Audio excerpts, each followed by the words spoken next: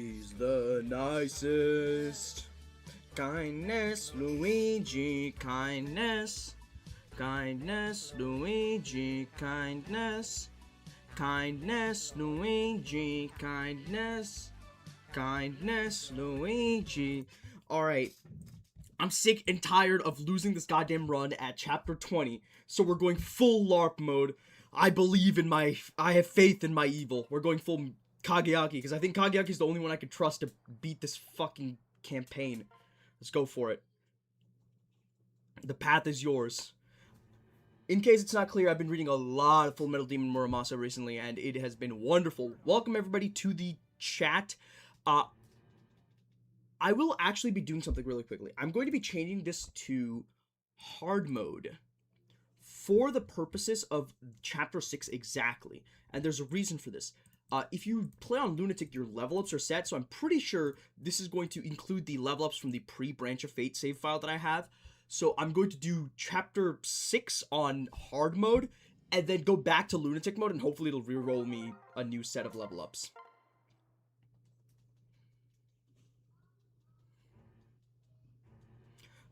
Before it happens, please excuse all the coughing that is inevitably going to happen. Embrace the dark. Yes, man. Yes.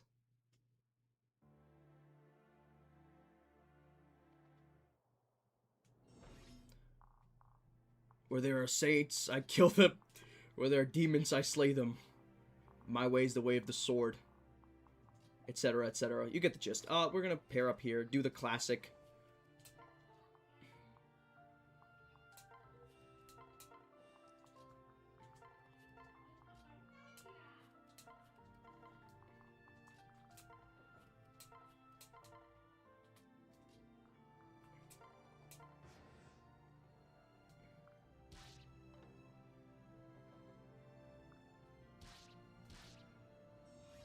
If anybody's seeing any audio issues, again, please let me know in the chat, because I am terrible at detecting audio balance issues on my own.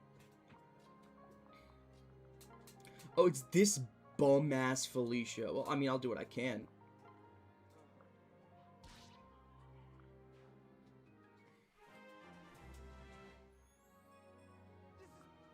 That's terrible. That's just terrible. That's just genuinely terrible. If I can do this.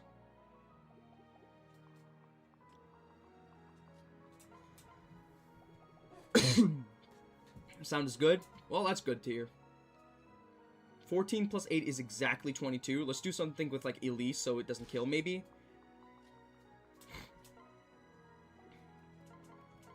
Whoa. Well, it's Chippy XP. If we can freeze Hinoka, I'll go for it. Let's go unequip.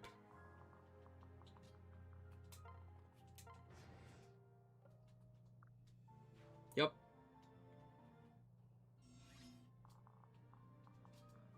Okay, we can now bait Ryoma over here. Unfortunately, Xander took the Yukimura kill, but, you know, you do what you can.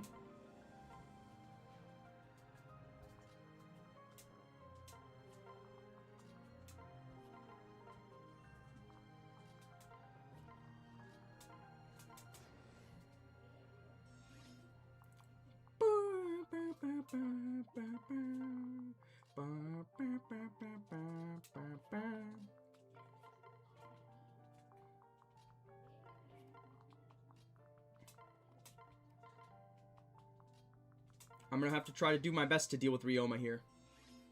Okay. How much do we do here? Okay, that's a lot of damage. Something like this? With the Leo help? Oh, yeah. He does not have Vantage. Have I played Unicorn Overlord? I played a little bit of it. The visual design of the game was really not to my liking, so I decided to stop playing it. Like, the Vanillaware visual design is just not my cup of tea, man. Okay, here's what you do. Ugh, these hit rates are so dog shit. Well, whatever, man. It's Conquest. We got enough EXP in this game. Kageaki and Felicia. I'm so sorry. find it in your heart to forgive me. Oh no, that's very un-Kageaki. Like, he would be like, I don't deserve forgiveness. Okay, now we are going to go to the save file and edit it back to being on Lunatic. Ideally, what this is going to do is change the level ups for Kaze and whatnot.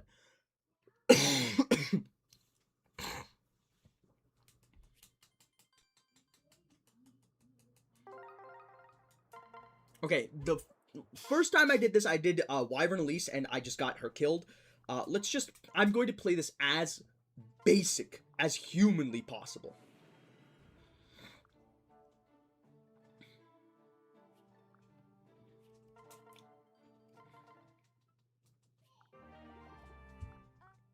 Mushroom staff, I'll take that.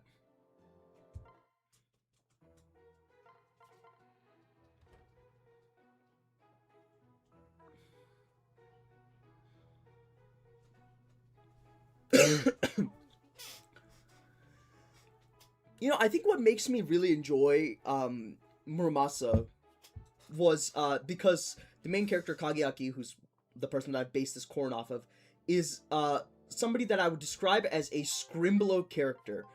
Now, this is a term. There probably exists an official term for this, and if it does, please somebody in chat let me know, because I would love to have an official term for it so that I don't have to stick with this really stupid sounding term that I've made up. But basically, a scrimblow character has a couple of stipulations, basically. So number one, they're almost always, but not always, but they are almost always male. So there are a few female scrimblow characters, but they're by and large guys. Number two is some degree of self-hatred. You can't be I'm talking you have to hate yourself for something, whether you realize it or not. That's step number two. Step three is some sort of goal that you're trying to that you've set for yourself that's very clearly unattainable. So for example, with I would describe Shinji from Evangelion as a scrimblow character. His goal is to gain the respect of his dad. That's an unattainable goal for him. Stuff like Reen from Trails. His goal is to be his goal is to make sure everybody in his life is happy and stuff like that. And there has to be some level of self-destructive tendency as well. So you have to the main character, ideally, this is a guy that just goes through stuff. This is why I really gravitate towards stuff that's like bad end media. How do I describe this without sounding like a total fucking lunatic? Why did I get the goddamn... Did I save already? I definitely saved already. I'm gonna have to do this the normal way. I can't have Kageaki deal with these guys. But, this is why in AI the Somnium Files, my favorite route is Annihilation route. AI the Somnium Files is a visual novel mystery game. It has a bunch of routes, but there's two main routes. One of them is... what's it called? Resolution ending, which is the true ending where everything happens fine and everybody's happy at the end. And then there's annihilation ending, which is the ending that's right before that, where fucking almost everybody dies, and the main character does manage to apprehend the killer, but at great personal and professional cost. And the final scene is him keeling over in the room where he manages to apprehend the killer. It's my favorite. It's probably one of my favorite alternate endings to any piece of media ever. I love that kind of going for an unattainable goal at great cost, because setting a goal for yourself that you know is unattainable, but the idea is that you will find a way to die on the way to that goal, and that's your final actual end goal. I think that's fucking badass, and it's obviously very depressing, but also I think it's very compelling for a character. That's why I really like Muramasa. Kageaki is definitely that kind of character. Silas is already in Superman mode. By the way, the reason I'm going off the dome and just talking about other stuff is because I find that I'm the best at Fire Emblem Fates Conquest when I am not thinking about it. Most of the time I just try my best to not think about it, and it ends up working out reasonably well. Okay, well, this time it was terrible, but...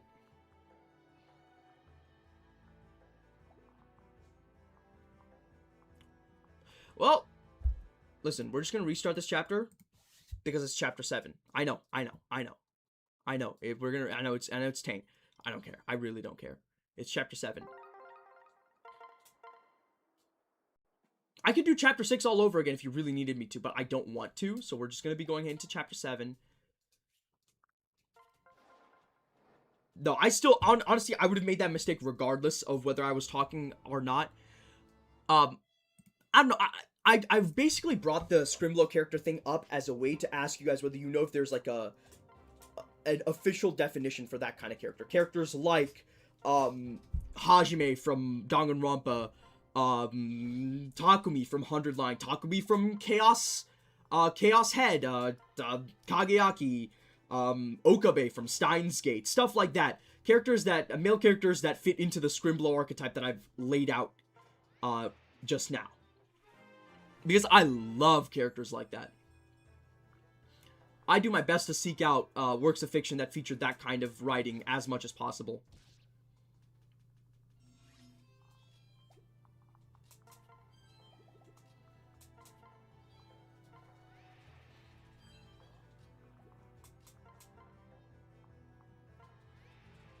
I'm fine with this, because this allows me to go here. Let's go this way. Yeah, let's go here. Can I get onto that tile? I cannot. We can hang out over here. This is fine, because Silas is in Superman mode. He's going to get Grizzly Wound. Oh, he's not going to get Grizzly Wound, because those guys don't have Grizzly Wound. Well, this is fine. We can go Corrin into Silas here. We can hit you. That's tough.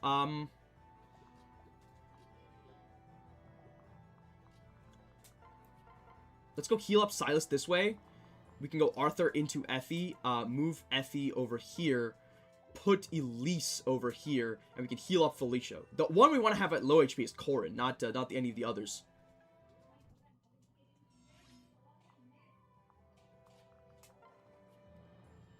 We can go like this. So we can go pair up into here, go here, wait, and then just, oh, I want to quit the Bronze Lance so I can get Javelin access. I think there's just something about, it's kind of a fucked up way to enjoy a character, but I do think that there's like a charm to that, character who obviously is just going through a lot of pain, but they're at their most, this is gonna make me sound like a fucking cartoon villain, but they're at their most beautiful when they're in pain, so you want to see them in pain. Even characters in, like, traditional Western fiction, like, the character in, the main character of Do Androids Dream of Electric Sheep, that's definitely a Scrimblow character, for sure, for sure.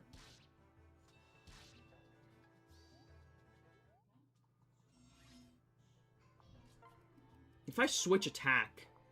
Ugh, the 1% crit is killing me, but I'll do this. I'll do this regardless, because I need to, transfer Effie over, heal up, he's living. I need to heal up Silas. I need to then transfer Effie over here so I can get more defense and then attack here. Jesus Christ. This is a mess.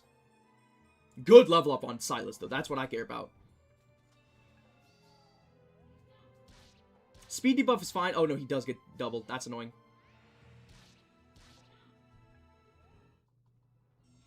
Okay, here we can actually continue working on Corrin Felicia by doing this. He can only be attacked by one enemy, so he should be totally fine. Yeah, he can only be attacked by one enemy. Kageaki's fine here. Let's do this. Let's heal up Silas like this.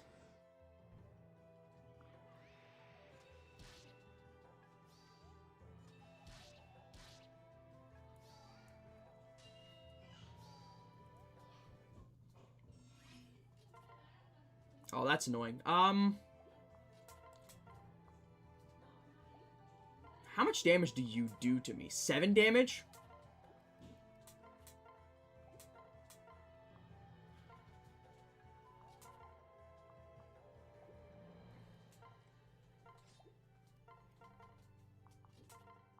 We can do this. Kill you. I feel like that's less of a character archetype and more the suffering protagonist of a tragic story. Maybe, maybe. Easy dubs. Okay, well, never mind. Not easy dubs. Alright, you know what? We're gonna restart this run real quick. Listen, this has been a rocky start, but it's just a ploy to get everybody to pull up the stream. Don't worry about it. We're still gonna count this as the Route 3. This is just an extended cut. We can delete that. Branch of Fate. This. This hair. No, no.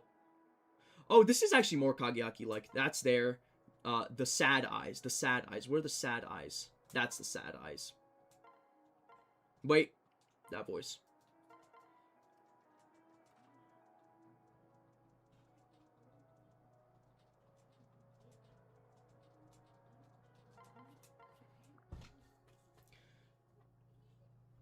You know what? We'll just put the birthday to 11 because there's actually no official date for Kageaki's birthday. He's definitely unlucky, and he's definitely going to be Wyvern Talent because he flies on his fucking... flies on his Tsurugi.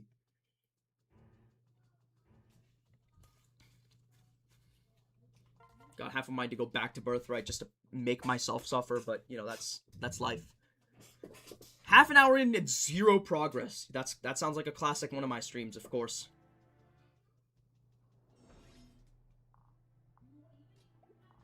We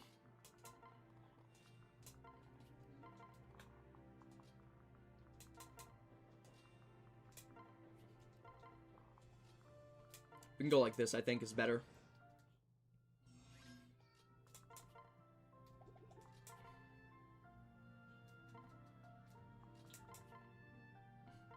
Please hit.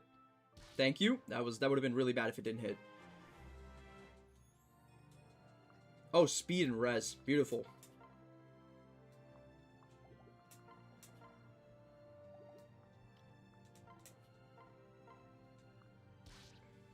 And then we can just rely on... Hold up. Okay, we can go over here and use this to... Yup. Do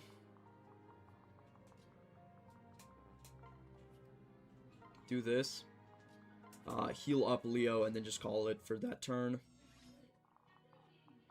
Do this. We still put you here. We can put Camilla here, heal you up. We can go here and then wait. Move Xander over here, outside range.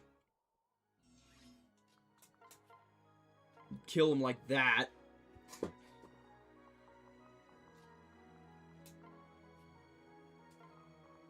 We can go like this. Oh, do not do that because I will just die. Go here. Felicia can move up. Elise can also move up. Heal up Camilla if that's helpful.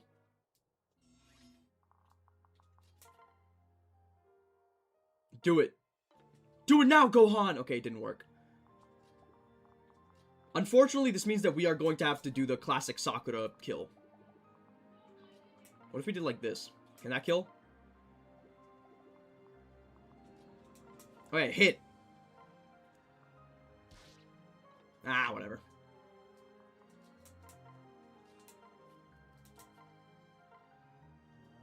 Miracle! Really? That's what we're doing today. Fuck off, Sakura. She really took 3 combats from Nor Royals. I can't lie, that's crazy. Even Takumi only took 2.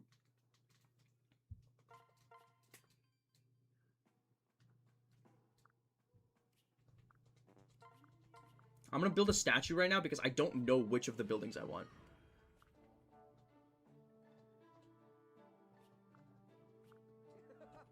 Speed of luck. Yeah.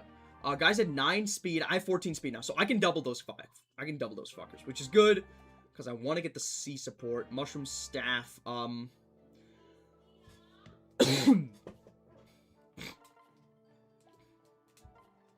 What if I just built the staff store? Well, I don't have an axe. That's the problem. I could reclass immediately, but I don't have an axe. So let's just not do that. Alright, let's go for it. Okay, that's a terrible impression of that song.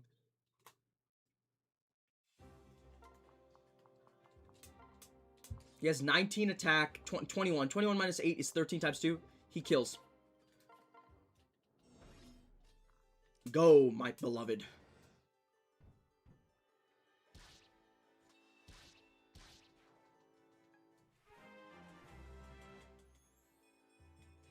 Good enough. He's plus strength minus luck, so that's good enough for him. That's pretty good. Okay, Silas is coming in. We can go like this. Put Silas on a tile that's at the edge of enemy range. Separate Elise out like this, and then put Corrin right here. What up? I just fucked up the intro to Conquest like 3 times, but we should be good now. Okay, here's what we can do, actually. We can switch, transfer, attack. Get a level up. I have a Conquest noob question, if you don't mind. Of course, of course. Always.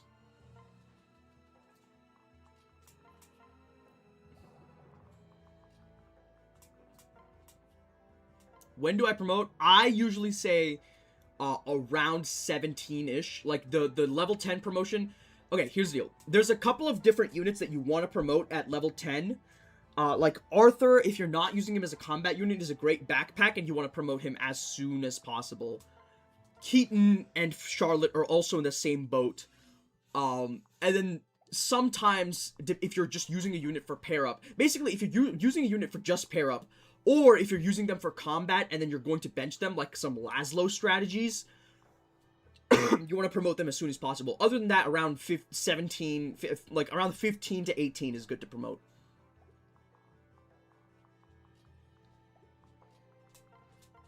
We're going to do this because Arthur gives you hit rates.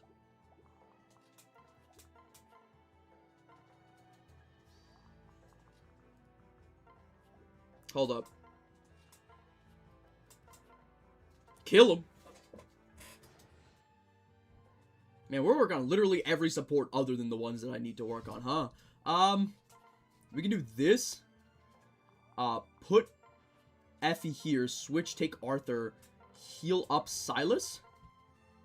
Put Silas... I can't do that. Unfortunately, he doesn't have a speed buff.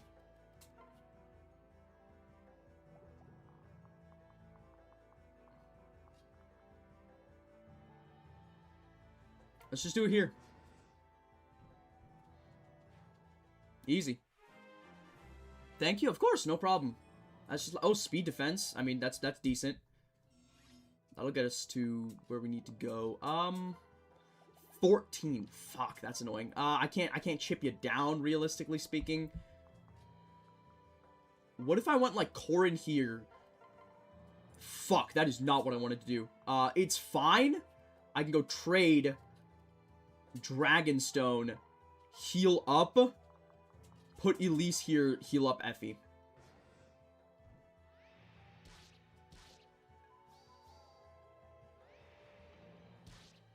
Yeah, this is gonna get us back into the Silas range immediately. Oh my god, I did not mean to do that. And then Silas can now one-hit KO these guys.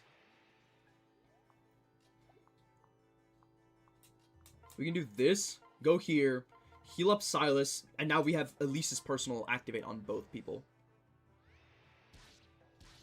Yeah, that's fine.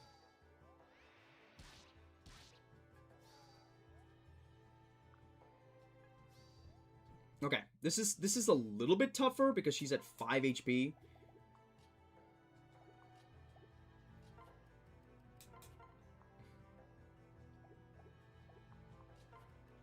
Arthur's at full HP, so I can just send him in here, equip the Iron Axe, wait. I can go switch, I don't know if I want to switch to Corrin, honestly.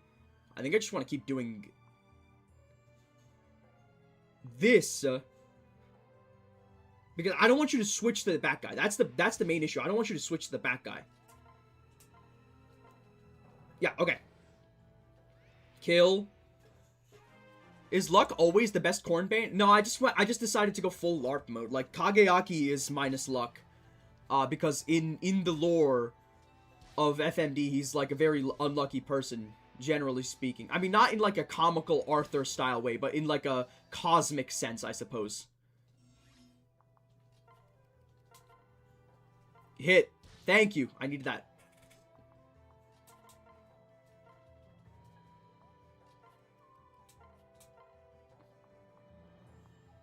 Let's do this, get a little bit more EXP here. Luck is a pretty good Corrin Bane if you're planning on going mixed though.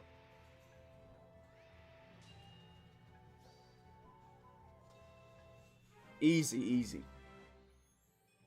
Oh, terrible level up. Jesus Christ. What do you mean luck res?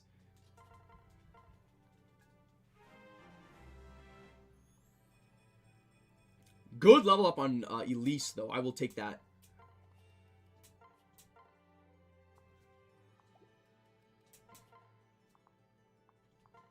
Do this for the support gain, I guess. Nah, man. Oh my god, she literally could have just died there if I missed. That was terrible. That was terrible. That was terrible inputting there. Whatever. Kaze and Silas MVP. I'll take what I can get. The Kaze Silas C support is going to be pretty important regardless, so I'll take it.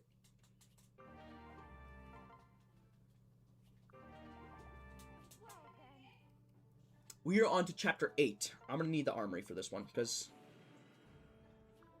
we are going to be reclassing Felicia? I do not have anything to give. I need to save edit real quick. Hold up. Bone Axe. Isn't that the one that gives res? It's got terrible accuracy, but nah, whatever. Felicia. Fuck my Chungus life, dude. There's no way you're not giving me a Felicia roll. How punished am I gonna get for not pairing up with Felicia and doing more Felicia support earlier on? I mean, I'm not gonna visit the Kana paralog that early. Okay, do this. Chapter 2, we're gonna max out our My Castle resources, save the file.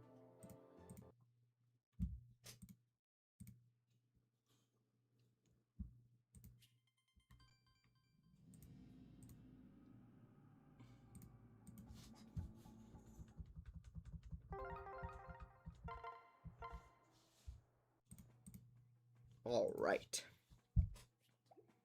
We are going to be buying one Heart Seal. And then we are going to be buying one Fire Tome. Both of these are going to go to Felicia. Oh, I almost went to Bonite, dog. Silas has let me down in every single conquest run I've ever done. Let's hope he locks in. Silas is pretty good. I mean, you do have to have a... Silas requires kind of a gentle touch. Let's put it that way. You have to really know what you're trying to get done with him for him to be any good. And if you don't, then he's like giga bad. This will let us just... Ugh. The fact of the matter... The fact that I didn't get level 5 on Felicia sucks. It sucks, like it really, really sucks, but we will live. He needs to hit those tricky 50-50 growths. That's if you're trying to use him as a long-term unit. I think his contributions in the early game are more than enough to satisfy his place in the Pantheon.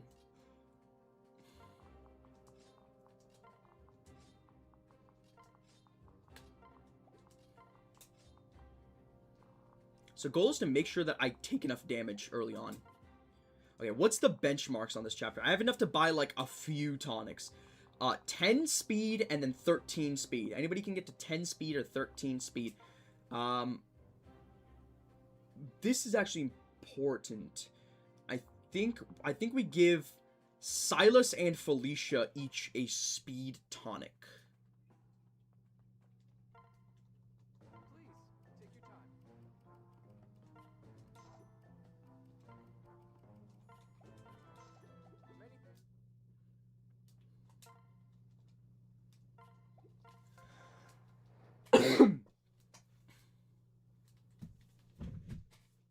Did I feed Lilith? I did not. It takes so long. Fuck it, I'll do it.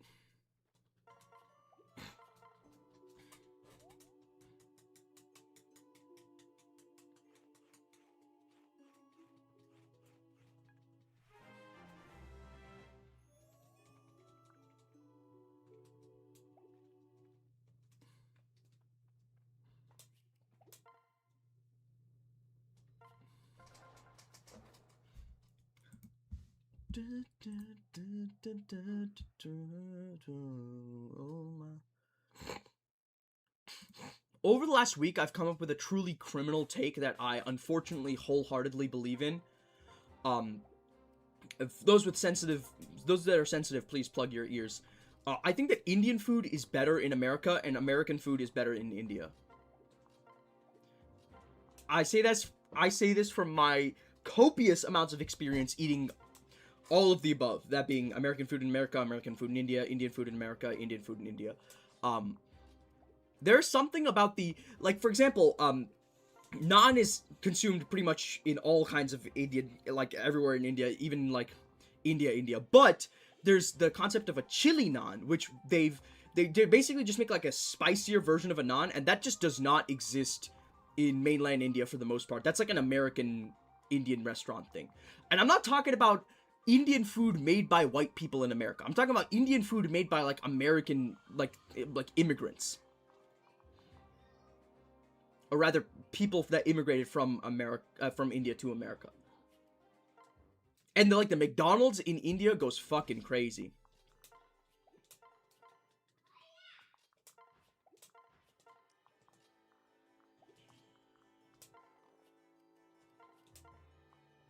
Pause. That's woods.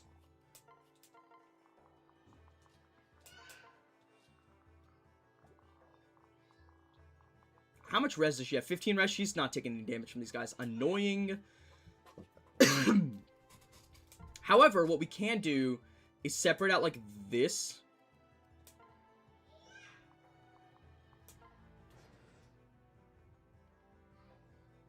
Greek McDonald's is low-key not good from my experience. Well, I was talking about Indian McDonald's, but, you know, I believe that that's probably the case.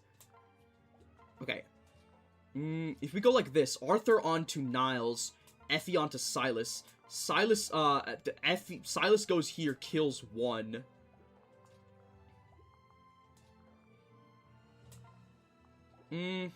That's good-ish. We're actually exactly at Silas' Superman mode, so we have realized his full potential at this point.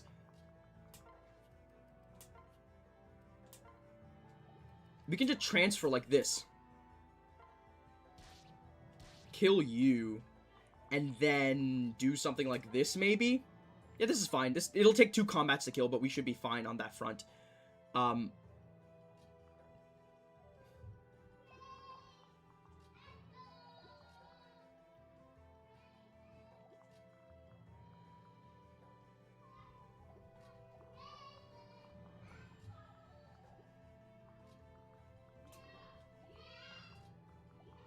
If we go like this...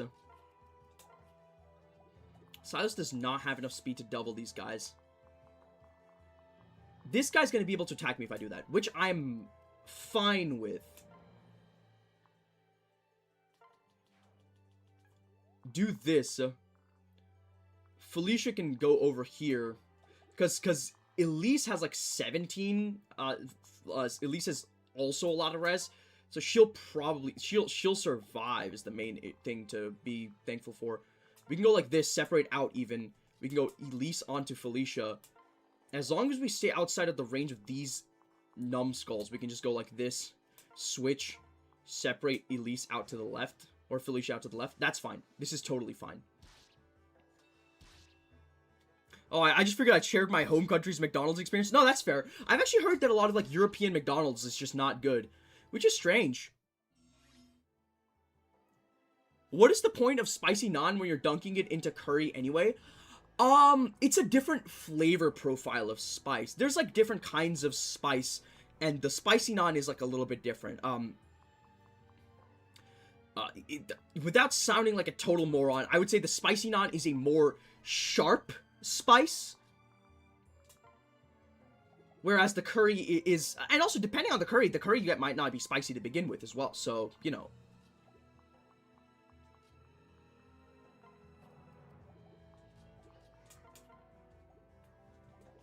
Oh, this is sexy. Hold up. Please say I can get the kill like this. 22 plus 7? You gotta be fucking kidding me, dude. There's no way I can't get the kill like this. Ah!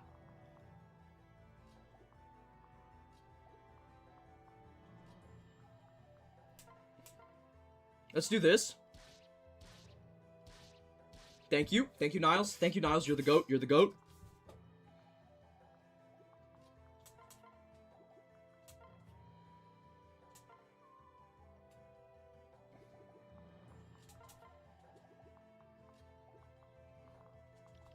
We can do this. Who am I fine with putting in range of some mages?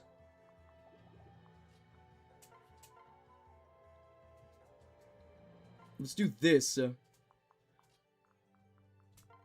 Let's do this. You're gonna be in range of this mage, but I'm fine with you being in range of, like, one mage. It's not really a big deal. We can switch, see our res stat, 11 res. That's still gonna be a lot of damage. So let's just put, let's just move Silas in like this. Actually, no, we can move Silas in like this and then start killing with the help of Felicia like this.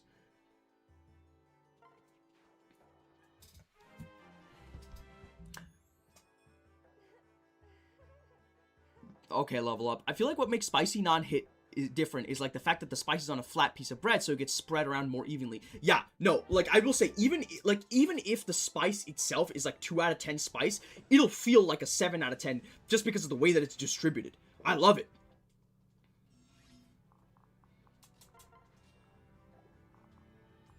I can't go back either. Like when I went back to India and I learned that they don't do that in India, I was like, what the fuck? There's no way. I don't know if I have enough magic to make this hit. We can just go here, switch, attack. How much damage did you do to me? That's the big issue here. 6 damage. Just hit. It's just that simple, baby. Get a strength level up. That's what I like to see. Ooh, speed level up too. That's nice.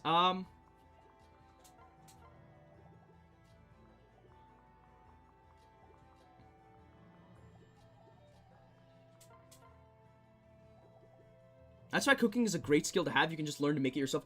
Cooking is... That's one of the things that I really do want to get better at as I grow older, is cooking. Because I feel like I cannot be one of those people that DoorDashes 3 times a day. I'm sorry. Even if I had the money to do so, there's just no way that I could possibly live with myself if I became that person.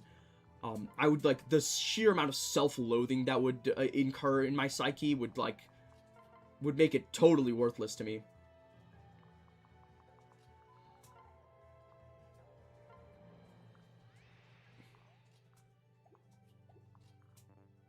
I don't mean, a troubadour does not give movement, for the person who was asking. Wait. Unfortunately, I don't think this is how it works. Maybe he's 1 damage off dealing damage. Nope, he's not. Oh well. Hello?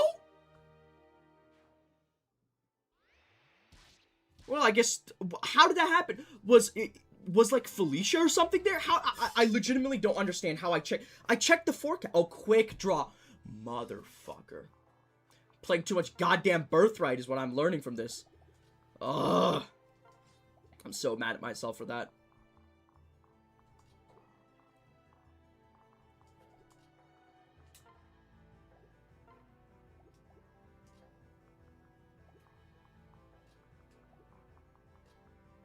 I'm really upset at myself for that one. That was so stupid. Well, we could make it through the run without Effie. Ugh, it just sucks to lose a unit for, like, such a nothing burger of a mistake. Like, I could have switched to Arthur and probably gotten that kill regardless. Like, I definitely could have compensated for that. I just didn't know I had to.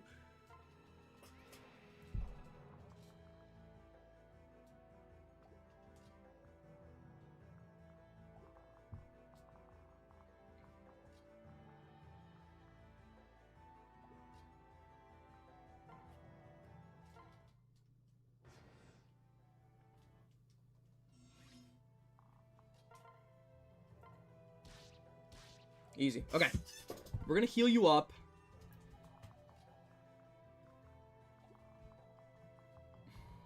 We're gonna do this. Heal you up. We're gonna go like this.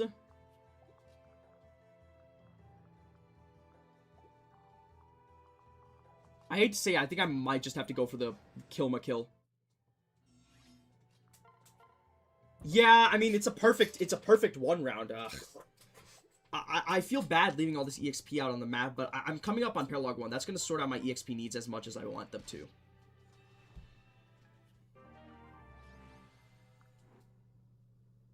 Don't forget Nosferatu. Yeah, I got the shield gauge. Don't worry. I could never forget Nosferatu.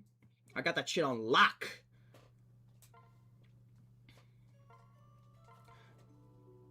Wait, did I get the 10k? I got the 10k, right?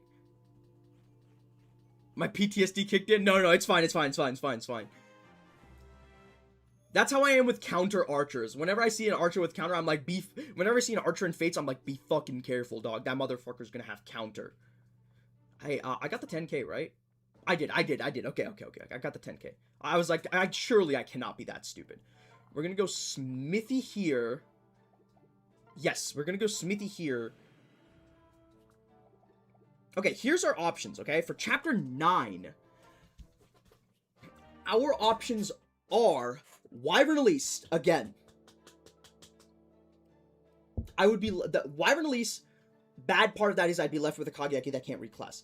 Good part of that is that even if I have a Kageki that can't reclass, he can just be Silas's boyfriend. And the good part is that, like, the next chapter is, like, the best chapter to train her up.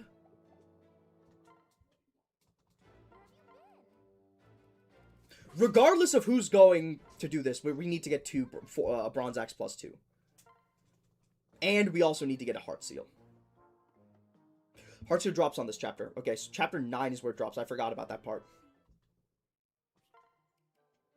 So we'd have to reclass Elise on Chapter 10. I am not a fan of that. Okay, we're going to be going Defense. Oh, no. Defense, HP, Magic.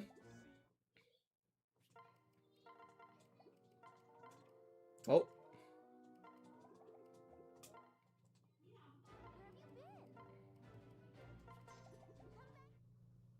That should be enough to cover us. And we could just force the axes and give him to Arthur for now. He also needs to work on his weapon. He also needs to have a reliable weapon regardless, so it's not like it's a waste. Well, hopefully I can get him to use this Iron Lance soon enough. Oh, I also need to get a Bronze Bow +2 sooner rather than later. Like, that's going to be necessary for Niles. Bronze Bow +2 is non-negotiable. Reliability is my passion. Holy fuck. Like always, whenever I get somebody killed, the viewer count just dips, man. One for like 21 to 11 viewers. It usually bounces back up. I don't know what happened with that one, though. Man, that felt good to menu. That felt like I was menuing fast. Felicia. Yes!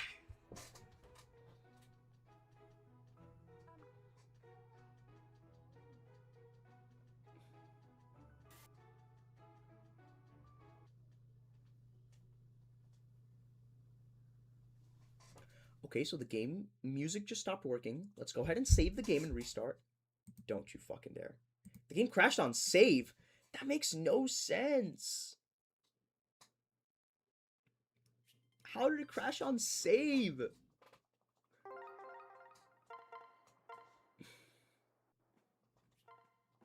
Okay, it saved. It did save, though. It did save.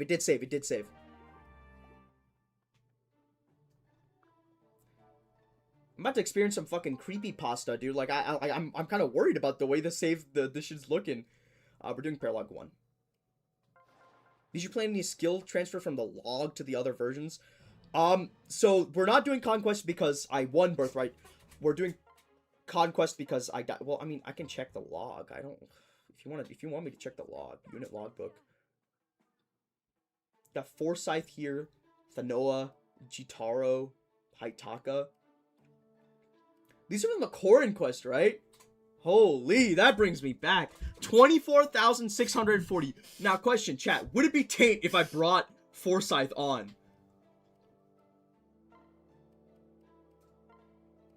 Oh, quite better question. Would it be taint if I learned a skill from him?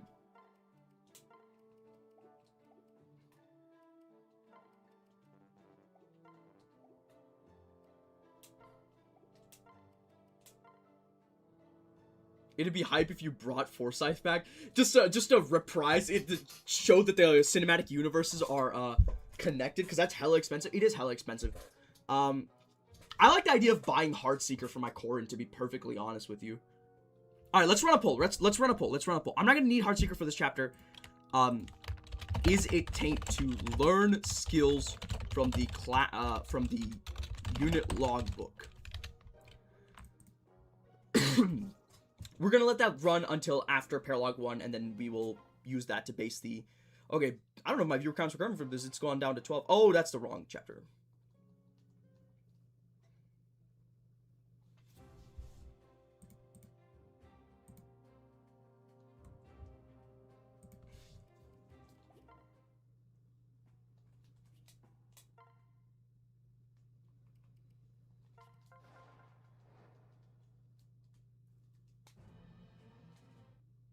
It's definitely taint, but I accept a little taint. Well, I don't want to accept a little bit of taint is the problem. Oh, who the fuck am I gonna pair Odin with? Oh, this is gonna be a pain for Odin then, because he has no Effie pair up. Effie's usually his best pair up for this chapter.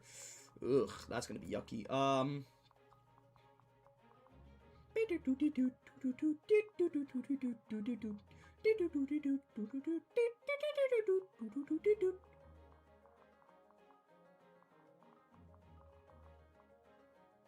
Goal is going to be to rush Corrin in with Yato as quickly as possible to get myself chipped down and also close to recruiting Mozu, like, locationally speaking.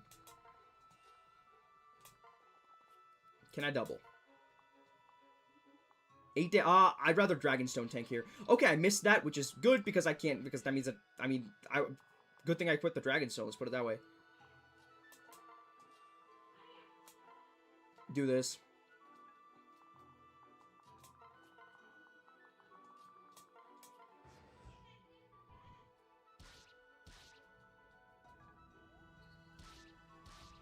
God, I need my Corrin to get chipped down.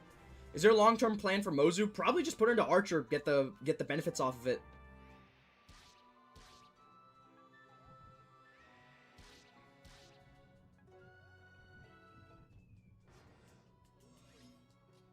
It's a fair question. I just don't think that there's much else we could realistically do with her.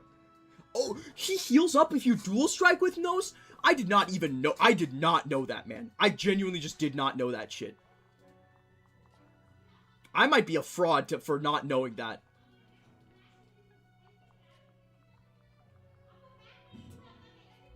If I do this, I mean, she doesn't double, so we can just go here.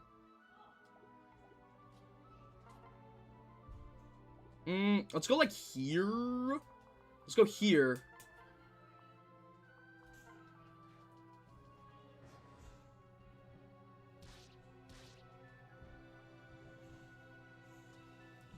I'm doing an Iron Man and Arthur as an Archer through Mozu marriage. Yeah, that might be an option to get somebody else access to Archer through her.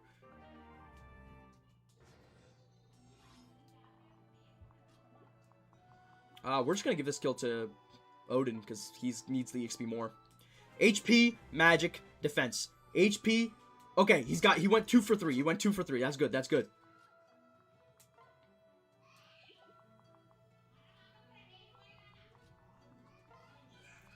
Please just hit.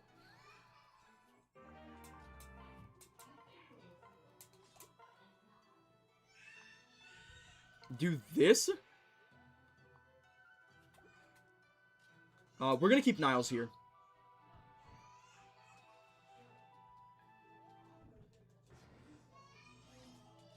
We can do like this.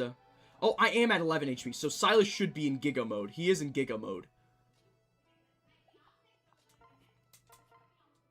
8? Does he do 17? He does do 17. Okay.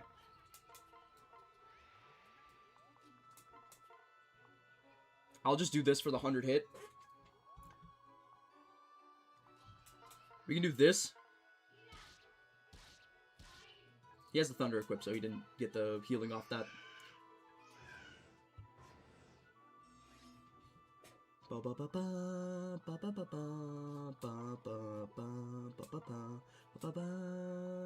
can do that to talk to her next turn, and then we can do this to heal up Silas next turn as well.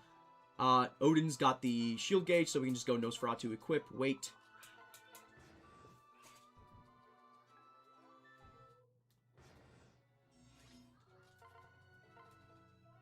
I genuinely didn't know Silas' skill worked if he was not paired up with Corrin. That's so busted. It is busted. It works like he has a psychic bond with Silas. Kageaki has a psychic bond with Silas that just lets him know when that shit's happening.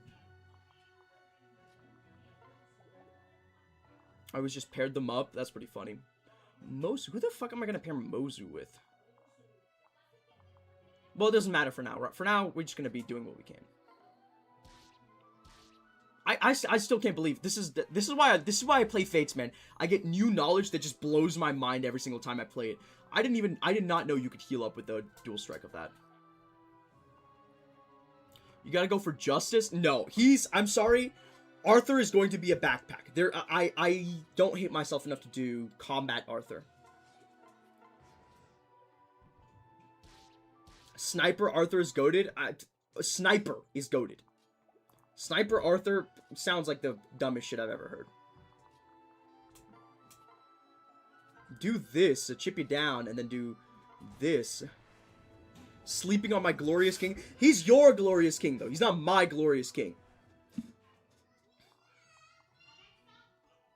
Mozu Niles like in the quickies? That's something I was thinking. See, the problem with Mozu Niles is that I'm sort of giving up the opportunity cost here where because I'm doing Birthright after this, I could use Mozu in Conquest to give somebody that joins in Birthright a better class line. Like, I might do, like, Archer fucking Kaze or something.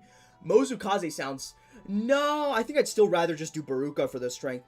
Who else joins in Birthright?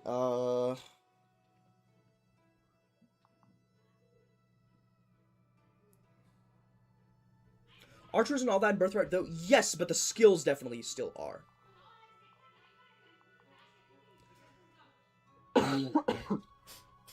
Silas and Jacob? I think Silas might be the play, honestly.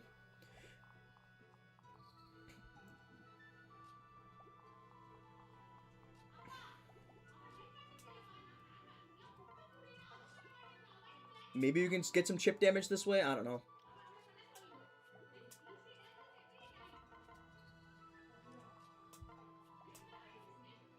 Looks like Yes is winning on the poll, 77%.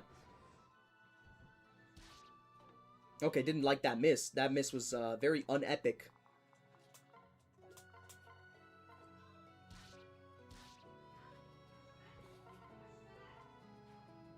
Empreg would make this so much easier because I would just slap Niles on Odin and call it a day. God damn, he went 1 for 3 on that one, but he did get defense, so whatever.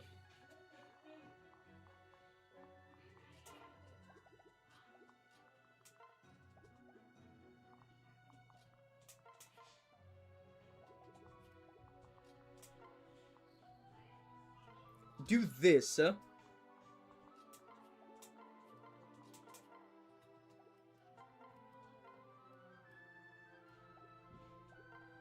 Just go for it, gang.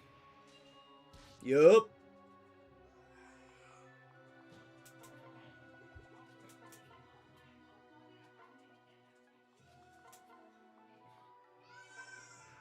That's a perfect kill setup. Yato Mozu Trust? Trust what? She can't use it. What are you talking about? I feel like we're talking about different games at this point.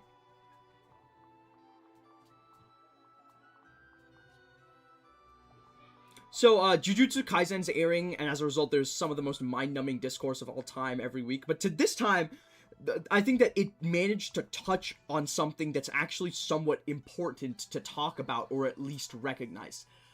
They were talking about Kirara, Hikari's girlfriend. Kirara is explicitly, at least, written as, somebody whose gender is ambiguous, but a lot of people headcanon her as a trans woman, which I think is totally fair. But, it led to a situation where there were people that are like, people will look at you and tell you that this character is not a trans woman, which is like, I don't think it's unreasonable for people to want better, better representation. I think mangaka, just as a rule, are so afraid to write out the word transgender on the page, that it really, like, hurts the medium sometimes. I really don't... You know what? We're doing Arthur Mozu. You're right. We're doing Arthur Mozu. I might not be going Sniper Arthur, but we're going to be doing Arthur Mozu, because fuck it. But the point is that like no, they're just so unwilling to say that this character is officially transgender. It's like they're like they treat it like a slur or something. This is the same thing with like Dragona Joestar in in the JoJo lands.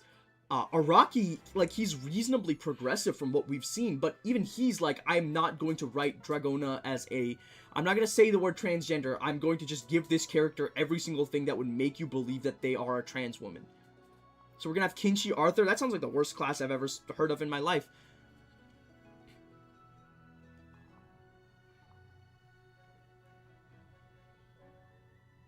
Because of her untraditional behavior. No, I think that's fair. Like, I think that the trans woman read of Kirara is like perfectly fair.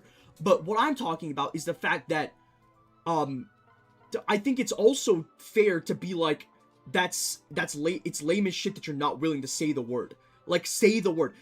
When I was 10 years ago, Tokyo Ghoul Re talks about Mutsuki, who is explicitly described as transitioning from female to male in the pre-chapter, pre-book synopsis. Like, that's the type of shit that I want to see more of, because you can say that. You can say, like, they're not gonna kill you for saying that somebody's transgender. Like, it's fine. If you're woke enough to write a transgender character, then they're already not gonna be fucking with you regardless. It kind of feels icky in a way that, like, it kind of feels like they're trying to go after more mass appeal in a way that's kind of gross. Because they're like, well, we know that there's some number of people that would not read this if we said that this character was explicitly transgender. So let's not do that and just imply it heavily so there's some level of plausible deniability. I really don't like that.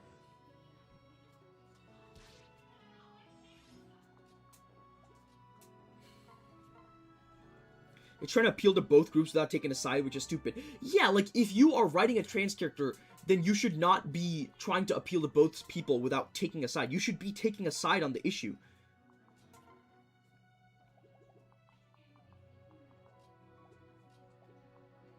We can risk her life on this. Yippee! Come on, HP, strength, skill, speed. Oh my gosh, she got everything except magic. Okay, the Mozu strats are online. I mean, she's officially... Kirara is very obviously written as a trans woman, but they knew a good amount of the shonen bros wouldn't fuck with that. I think that's bullshit, to be perfectly honest with you. Then don't write a trans character. If part of writing a queer character is being willing to support the... Unless you're writing, like, a horrible, you know, a horrible bigoted caricature, part of writing a queer character is that you are assuming responsibility for the fact that you are doing so. It was cowardice, truth be told. Again, this is why Sui Ishida is my goat. Didn't write anything for that fucking, for all of the stuff for the Rurouni Kenshin author. Wrote, like, multiple explicitly transgender characters in Tokyo Ghoul, more specifically Tokyo Ghoul Re. That's my goat right there. Dumbledore was gay all along.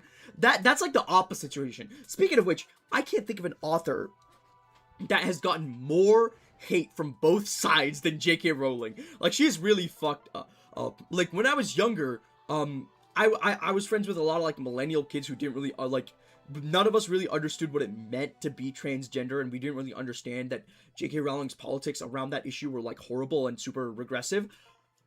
But they were all like, why are you... But they were all also... But there was also the weird, like, you know, when you're, like, younger, you're, like, vaguely... bigoted because you don't know anything better, and it's like the thing you're growing with. A lot of my friends were like, she made Dumbledore gay. Dumbledore is not gay. So, like, that's the first time, this is the only author that I've seen get hate from both sides of the aisle. The mold consumes, the mold consumes. Long live my glorious gender fluid queen Beatrice. So true! They talk about this all the time in Umineko, bro. Me talking about literally anything. They talk about this all the time in Umineko, actually.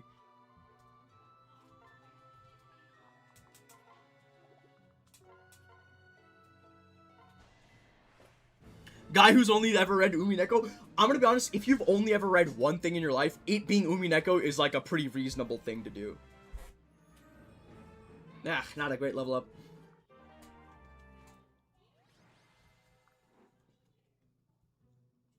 Man, I love Umineko so much. It's crazy how frequently I see Umineko. Umineko's peak fiction, so I get wanting to quit while you're ahead. It's not ridiculous to say that. It's not ridiculous to say that. I don't know, I dream of a world where people don't have to satisfy their desire for queer characters solely through headcanons. Like, I think that's what I hope that we can get to at some point.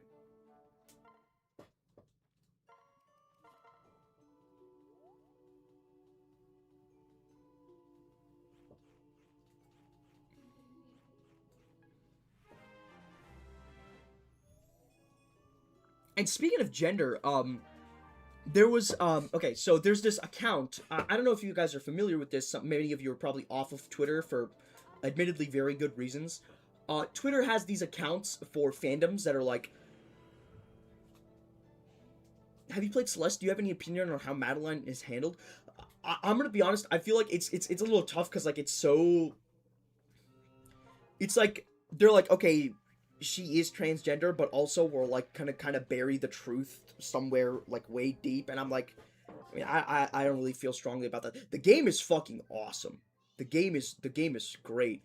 It does piss me off a little bit, but the game is really fun.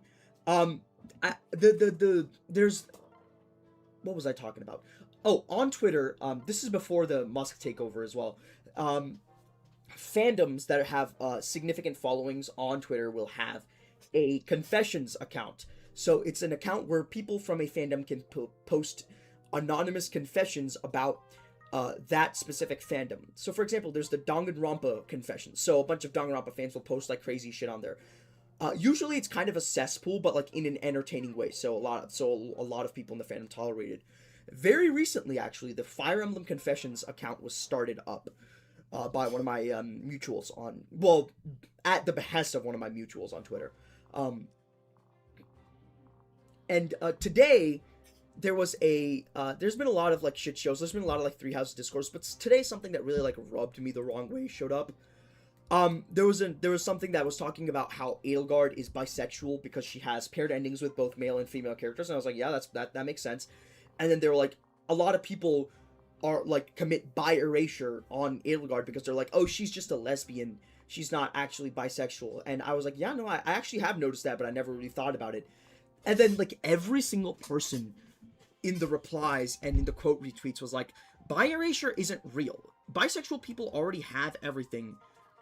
Just be happy with what you have. And I'm like, what is wrong with you, right? Like, it's just so crazy to be that, like, you have to be nice to your fellow human. I don't know, like, I'm sorry, but part of being alive is that you have to be nice to the people that you share this planet with. And, like, saying some shit like that is just ridiculous, mean, reductive, and just gross to begin with. Like, what the fuck is wrong with me? And it's always, and I hate to bring this up. I hate to bring this up, but it's always the fucking Edelgard writers saying some shit like this, man. Like, a week ago, I saw somebody posting that they really liked Ike Ilincia, and I was like, oh, okay, I mean, I don't support Ike Ilincia, but they were like, they didn't say anything mean about Ike Soren, Ike Ronulf, any of that. They didn't say anything rude about any other ship. They were just like, guys, I really like Ike Ilincia because I feel like it really fits with my read of Path of Radiance. And I was like, okay, fair enough. And then like a bunch of people known for being Edelgard writers were like, you are a homophobe. And I'm like, what the fuck is wrong with you people? Like, obviously Ike is gay. You can let people have their headcanons. You can't get mad at people for having headcanons about Ike being about Ike not being gay, but also then get mad at people for having for not accepting your headcanon that Edelgard is actually a lesbian and not bisexual. Like, what is wrong with people? Ike Ilincia in Western Path of Radiance is pretty pushed. I'm aware of that, but I think that you're allowed to make that judgment based on the work that you've read.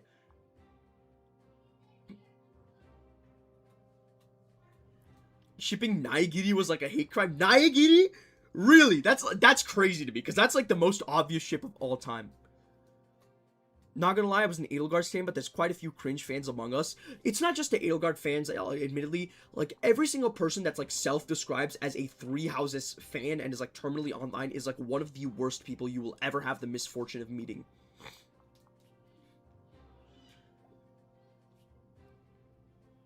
If you... I can imagine if the Danganronpa fandom was like, you can't ship Chiaki and Hajime. I'd be like, okay, well, that makes sense, because people really like Nagito. Not being able to ship Kyoko and Makoto is just ridiculous. Hold up, I gotta restart. I didn't build the fucking prison. Celeste, Kirigiri, and Byakuya Naegi stands were very adamant about their ship. Byakuya Naegi, that's crazy. Also, I like that people call him Naegi. I like holdouts from older versions of a fandom. Shit like calling the ultimates super high school level instead of calling them ultimates. I think that's really awesome. It's just like a relic of an older version of the fandom.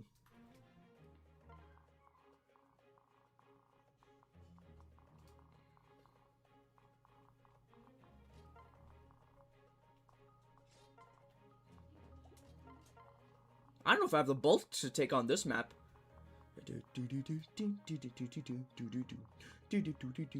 22 minus 8 is like 14, and then he does 17 minus 1 is 16. Okay, so he takes like deals 8 damage and takes like 4 damage. Ugh, that's kind of sussy.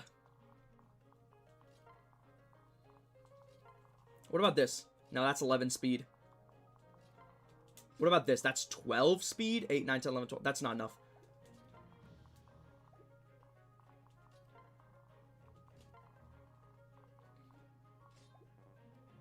I do have to beat this map if I want to get that prison. And I want to get that fucking prison, so we're going to be beating this map. Let's do this. Let's do this. We'll have Odin and Corrin handle out this area. We can hopefully get Odin chipped down low enough that Silas can handle the mercenaries. That's the idea, I think. That's the theory behind my clear of this chapter.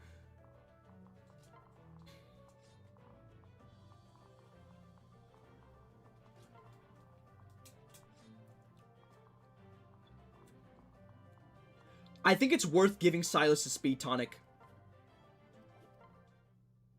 For shipping, they mostly use the last names. That's fair, that's fair. Speed. HP for Odin, HP for Silas. Magic for Odin. Defense for Odin. Okay. Luckily, people have realized Makoto has 2 hands, so they ship Makoto, Kyoko, Byakuya. Yeah, no, that makes sense. They were part of that polycule is the one that shows up in Danganronpa 2, so that makes sense. Speaking of which, can we talk about Danganronpa 2x2? The funniest product to ever be conceived of. I love that. My personal theory is that Kodaka spent like $1 billion on Danganronpa on 100 line and was like, fuck, I need more money. What can I do to get more money? Shouldn't I do in chapter 9 first so I can work on the Nyx Mozu support? That's bait. That's bait. That's bait. Bait used to be believable. Bait used to be believable. Fuck am I gonna do with a Nyx Mozu support? Come on, man. Be reasonable.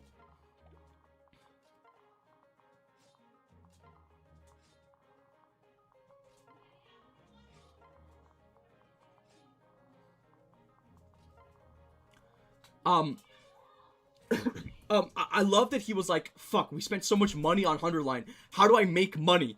And he was like, that's it. I'll just give them more Nagito. It's like, I can't lie. It's probably gonna work. That game, I already pre-ordered the, the collector's edition, so they've milked me for my money. I love Danganronpa 2, so like, I will take every opportunity available to me to play Danganronpa 2 again. I played Danganronpa 2 when I was in part of like an accelerated college course prep thing, and my parents would give me money every week to buy food, and I would just spend it on buying Danganronpa.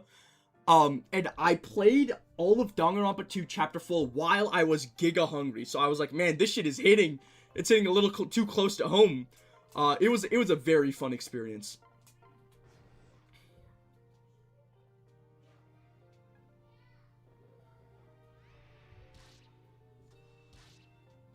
He wanted KOs? Fuck, I didn't want him to want a KO, fuck. Okay. Oh my god, he goes to nighttime.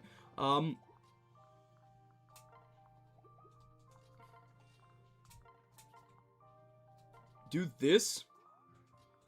Bitch, I'ma kill you like a murder weapon. I'ma conceal you in a closet. Was that really that funny? Okay, I did not expect that anecdote to be that funny. I will say, it's very, like, Tim Robinson-esque, the shit I was doing there. Spending all of my food money on Danganronpa is definitely a little bit insane. But I will say, I did lose, like, 15 pounds when I was at that thing. So, like, I don't know, maybe it was worth it to some degree.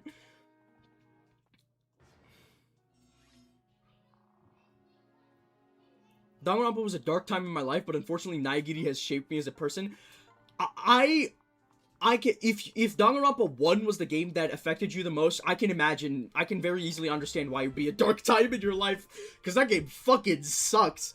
I'm so glad they did not even try to pretend like Danganronpa 1 was good enough to get a remake. They were like, fuck that, dude, that game is dog shit, we're just gonna go straight to Danganronpa 2. The disrespect, I'm sorry, there's like one good case in Danganronpa 1. And that's like stretching it.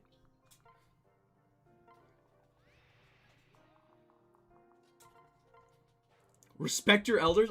That is crazy. It is crazy to think about that Danganronpa V3 is 9 years old at this point. That's ridiculous, right? Like that doesn't seem correct.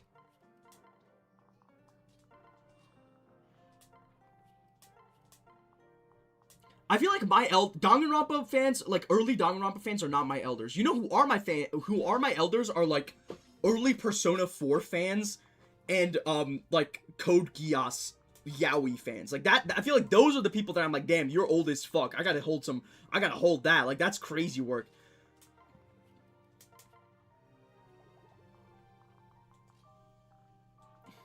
Oh, that's sexy actually. We can do this. But the Mondo butter, I'm sorry. I will say, it's so fun. My favorite part of Danganronpa 1 was like, what's his face? Kiyotaka getting like the biggest power boost ever and then dying 10 minutes later. I was laughing my ass off when that shit happened, man. That was so good. It's just like the Robo Nekomaru thing. I hope they get to reprise all of the voice actor, because the voice cast of Danganronpa is so iconic.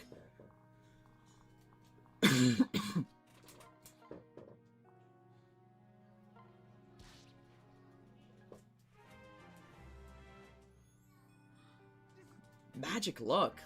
Ew. Okay, let's do this. Is the Danganronpa anime faithful to the original game? The Danganronpa 1 anime is faithful to the original game for the most part. It's just kind of a shittier adaptation, because I feel like Danganronpa is one of the visual novels where I'm like, no matter what you do, you gotta play that. Like, you gotta play that, because it's got, like, gameplay. In the way that, like, other people would like. The Danganronpa 3 anime is, like, a story after Danganronpa 2. So, like, and V3 is in like a different universe. So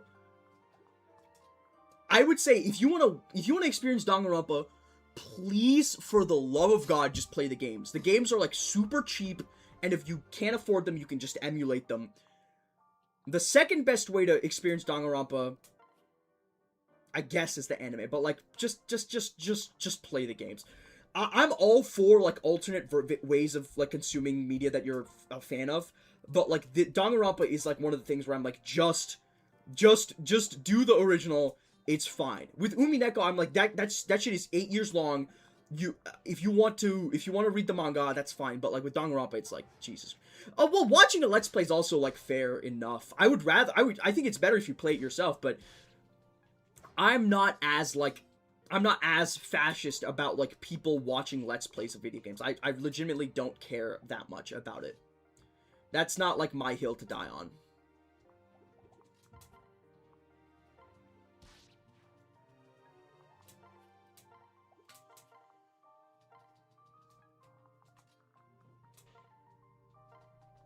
Is Danganronpa my favorite visual novel? Not even close. Umineko Umineko is like 15 Danganronpa's worth.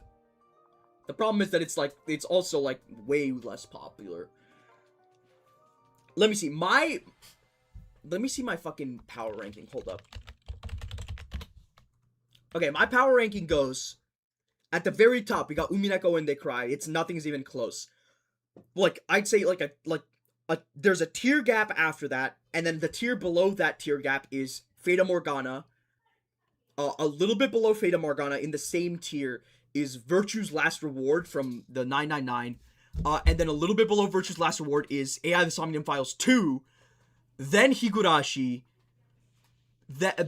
Actually, new tier for Higurashi. Higurashi, 1000x Resist, 100 line, and then a bunch of other like miscellaneous stuff I'm getting through Muramasa. Muramasa seems like it's gonna be making a big run, like a bull run in my top visual novel ranking. Like it's really fucking good.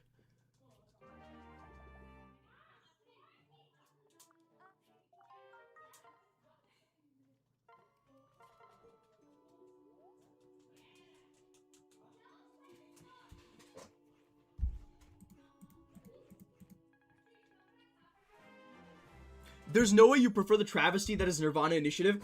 Okay, how long did I spend talking about how I like Scrimblow characters, and you think I'm gonna dislike the game that has Ryuki in it? Like, come on, let's be realistic. It's faithful to my character and also faithful to the information that I've given you. The character assassination on Date, that's fair. I will say that's fair. I don't know, man. I love the concept of Nirvana Initiative so much. I feel like Uchikoshi, is better as a scenario writer on the second game, and is way worse as a character writer when he's on his second game. Like, Virtue's Last Reward as a scenario, like a mystery scenario, is so much better than the original 999.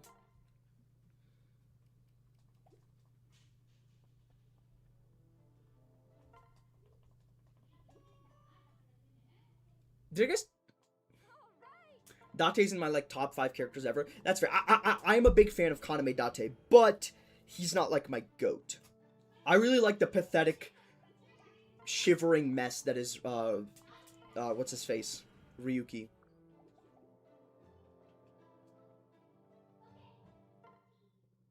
Definitely have 999 and 1000x Resist as my two favorites. 1000x Resist is really good, man. That game took me by surprise with how good it was. That's one of the few characters that is a female Scrimblow, is Watcher from 1000x Resist. That character is a Scrimblow. 999 and 1000x Resist, we are their 2 consecutive numbers. True. That's what the government wants you to think, is that it's a coincidence. Is 2024 Game of the Year by a mile? 2024 Game of the Year by the mile? Let me think about this. Let me think about that. 2024 Game of the Year by a mile. What the fuck came out in 2020? Hardline came out last year, so that's a 2025 Game of the Year. I would say that the Factorio DLC legitimately was better than 1000x Resist. Personally, I think the Factorio DLC was a little bit better, but that's just me. Actually, you know what? Let me see. 2024 games.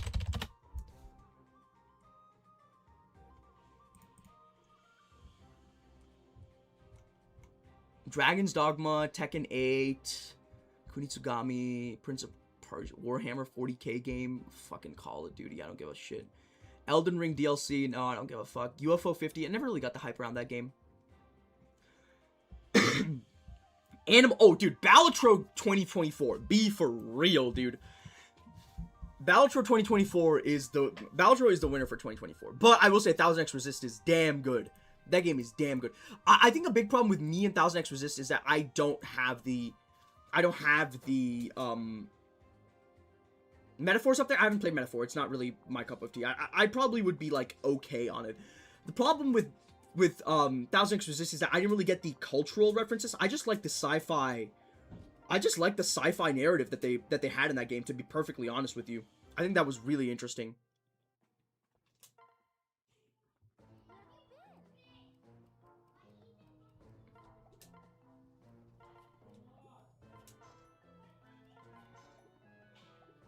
Factorio is cheating? Buddy, I don't know what to tell you. It was in terms of quality, it was better than all the games that came out in 2024. That DLC, the DLC by itself, honestly, was better than the games that came out in 2024. You're a more character person for the VNs. I think that's fair. I think they're...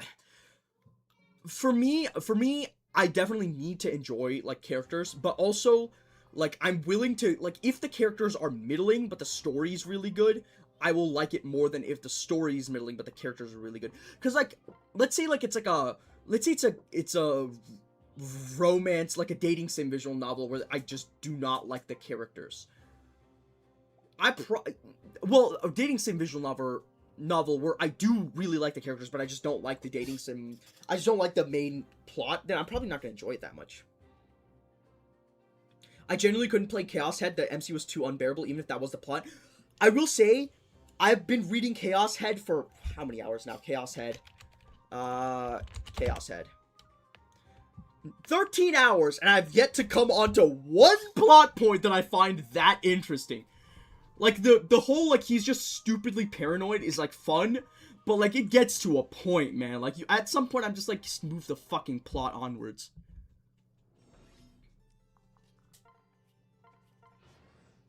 "13 hours in, I was already at Tea Party in episode 1 of Umineko, and Tea Party of episode 1 of Umineko is where it fucking turns up. Obviously, the rest of, like, episode 1 is also, like, good, but, like, the Tea Party is when you start to see, like, the grander scope of what they're trying to do with Umineko. I miss Umineko episode 1 so bad. It is crazy to... It's a post-series depression where you go, nothing will ever be as good as Umineko was. And, it's sad to see. That shit hit me differently. For me, that was episode 3, I feel like. Umineko episode 1 was obviously legendary, but for me, when I was like, oh, this is, like, maybe the best thing I've ever read, was Umineko episode 3. Where I got to see Kyrie and her battle with, Asmodeus or whatever.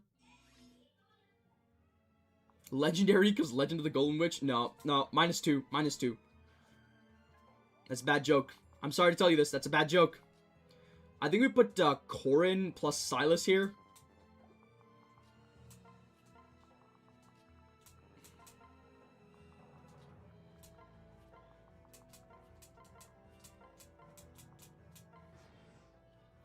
Menuing in this game is so infinitely more satisfying than menuing in, like, Engage.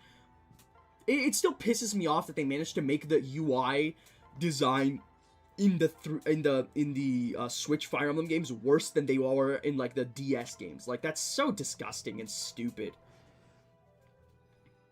Like, have you considered making the game fucking good? Like, is that not crazy? Is that too much to ask to make the game good?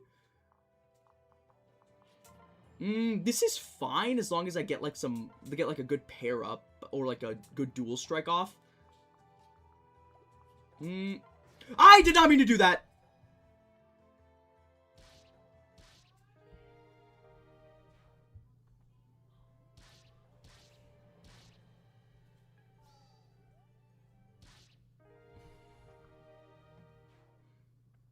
She's not gonna die, but Jesus fucking Christ. What have I done? I think this might be, we might actually be cooked. Well, thankfully we're gonna get Haitaka here.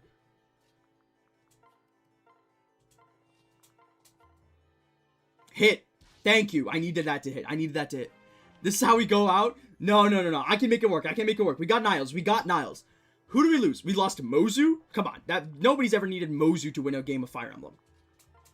Mozu is optional. We all know this. One of these fuckers doesn't have seal defense. So this guy is the issue.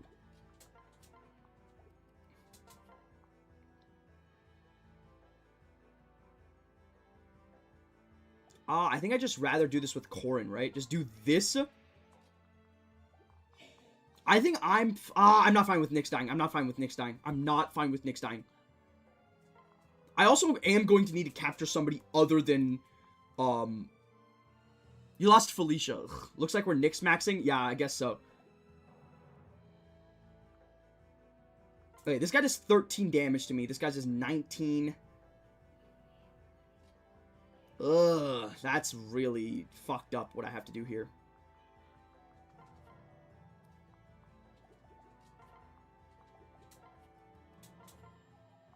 I hate to say this. This is what we're gonna have to do. Okay, well, it's Jover. It's Jover. It's never been more Jover in my fucking life. Oh, he's living! Because of the... Oh my god, Odin, you goat! Thank you for missing that rare footage of Odin missing and then also it being good for you. Holy fuck, this has been a fucking roller coaster, man. Shield gauge! That's what I'm talking about, baby. Do this.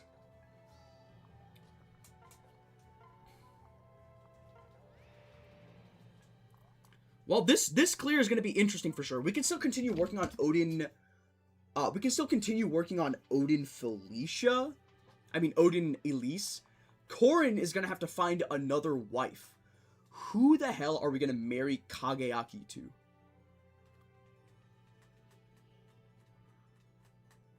Camilla?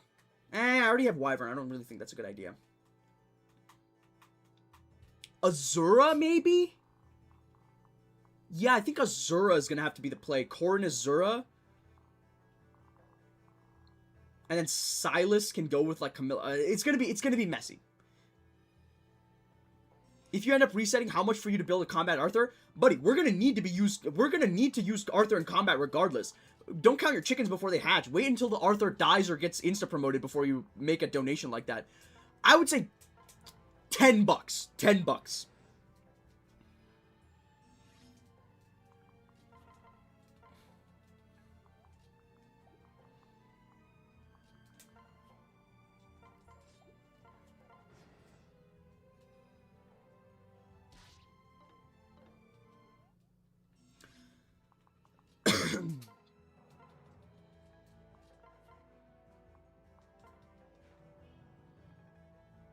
Oh, he just hit. I was like, what the fuck? What was that?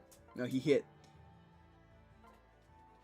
I think we're gonna have to insta-promo Odin, which is something I don't like to do, but I will have to do, in all likelihood.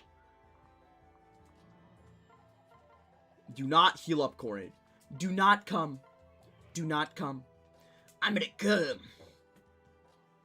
Honestly, regardless of how dog shit the gameplay has been, I've been really happy with the quality of bits on this string. I think we do like this, honestly. I'm fine with taking the debuff. Give me the debuff. I want the debuff. The debuff makes me stronger. Yes! Yes!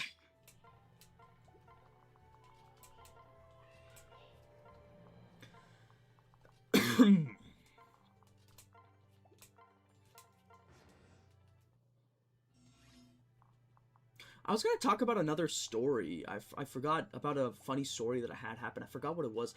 Oh! Oh, this story is fucking hilarious. A while ago, I was going to, like, these mixers. Because they were available. And, you know, as I've said in previous streams, I've realized that it is to my benefit to do things that I find that are embarrassing, even if I wanted to. Why is the Tokyo Xanadu guy in the overlay? What? That's Reen! That's Reen Schwarzer! Stop with the disrespect. That's Estelle, Lloyd, and Reen. Those are my previous Corrins that died. The Tokyo Xanadu guy. Come on. That's a little disrespectful. Anyways, I had decided for myself. He looks like the Tokyo Xanadu guy. You know who looks like the Tokyo Xanadu guy is the modern Joshua. Like, Joshua nowadays looks like the Tokyo Xanadu guy. What's his name? I was literally playing it this day. Like, the other day. What the fuck was his name? It's like Sho, I think. Anyways, like I said, I felt that it was to my benefit to, you know, put myself out there, even if it was embarrassing. And one of the ways I did that was by going to this, series of mixers, because I felt that it could maybe be fun. This is all absent to the point where, I was once, wearing relatively, like, effeminate clothing, and, they gave you a name tag, and I was like, and they did, like, separate you by gender, and I was like, well, I'm not really, like, I'm not going to...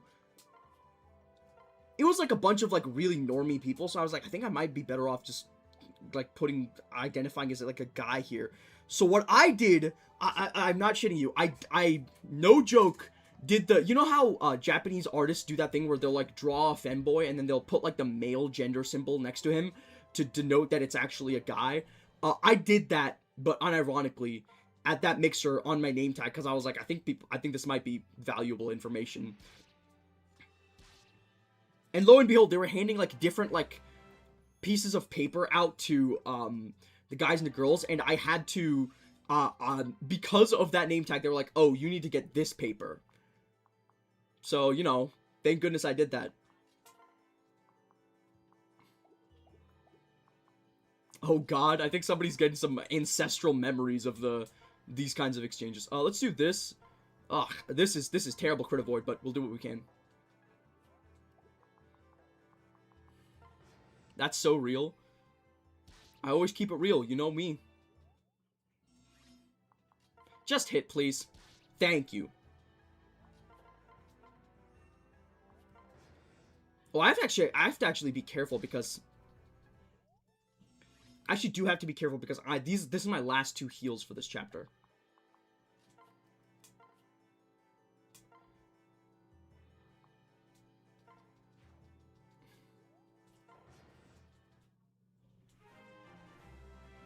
Strength, strength, strength. Magic!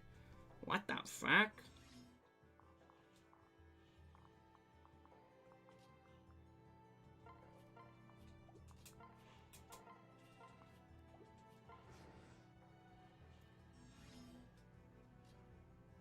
I like to wear more femme clothing, but I don't want to spend more money on clothes. That's fair. I have like 5 outfits. I have like 1 outfit, gang. Like, you gotta do just what you gotta do. I think we're gonna be funneling in like a genuinely ridiculous amount of EXP into Silas. Thankfully, Niles didn't die, so I still get my rescue staff.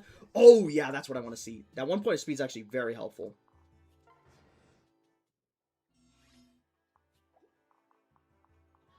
You know what? Let's get Nyx in here. I feel like Nyx getting to level 10 is going to serve my greater interests. Gotta love how she takes 15 damage from 1 guy. That's a really good combat unit, by the way.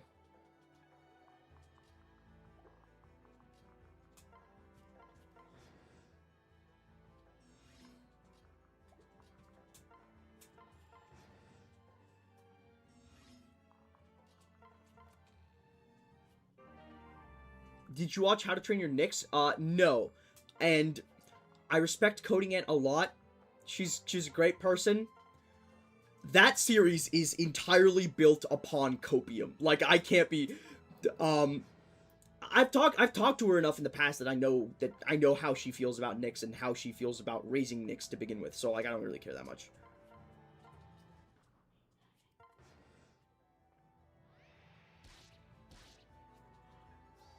Man, Arthur Niles is like really good, huh? 87 hit. Fucking hell.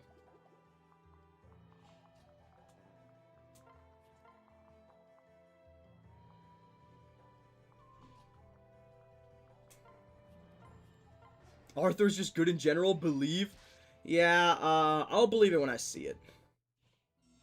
You know, the only thing I believe in is my evil, because I'm playing as Kageaki here. And it's fitting that everybody close to me is dying off. It's just lore accuracy. A lot of y'all wouldn't get it.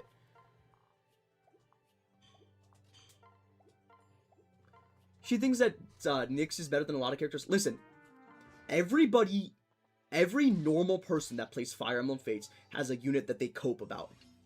It's not a sign of instability to be like Nyx is better than Silas. It's just a sign of being human, you know? Like, we're all like Icarus. We will get too close to the sun if we are allowed. There's no shame in it. Okay, I will say this, Arthur's been leveling up surprisingly well.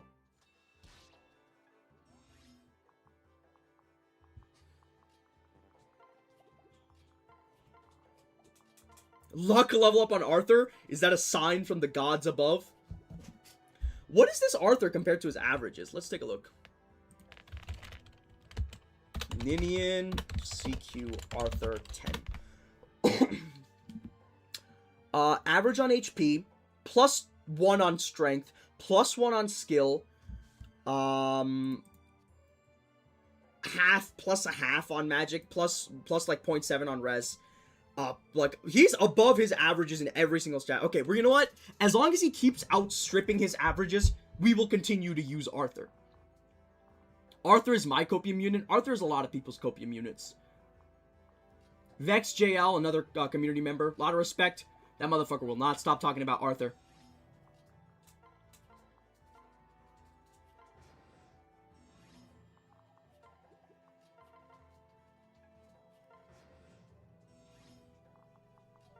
Did you know? Okay, fun fact about Coding Ant, you guys might not know. Coding Ant has read all of Umineko, partially at my suggestion. She read all of, like, episode 1, and then she didn't tell... She said she read all of episode 1, and then by the time she told us she'd read the whole thing, she just kept the fact hidden that she was reading the rest as well. Like, that was crazy to me. Like, why not just tell us? We must spread the agenda. If I had my way, Umineko would be mandatory reading.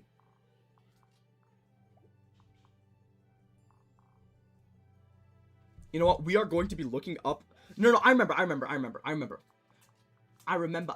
when I lost my mind. Okay, I remember that these two tiles are safe, so I can just put Azura there. Who is Zoran's copium unit? It's Ophelia, 100%. Ophelia is the most common cope unit in Fire Emblem Fates Conquest. My cope unit is obviously Perry.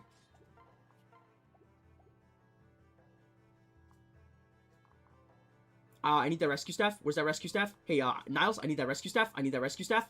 I need that rescue staff. I need that rescue staff. Okay, we're fine. Yes, Ophelia is a cope unit. I'm sorry that I have to be the one to break this news to you, but Ophelia is one of the most cope units in Fire Emblem history. She's, like, so overglazed, it should be criminal.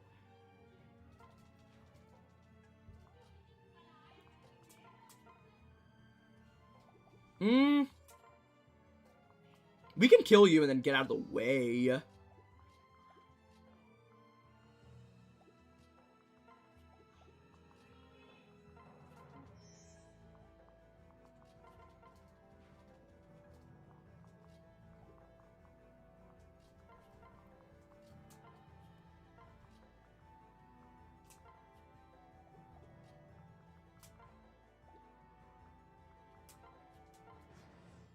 Ophelia carried my Lunatic run. Well, the problem with Ophelia is that she just does... What Ophelia does is something that is valuable, yes, but also something that is very easy to replicate with pretty much any half-decent magic user. Like, a Leo is going to be able to do the things that Ophelia does with less investment and more easily. And, like, that's just part of life. Like, you have to... That's fine. Like, it's fine that she's a cope unit.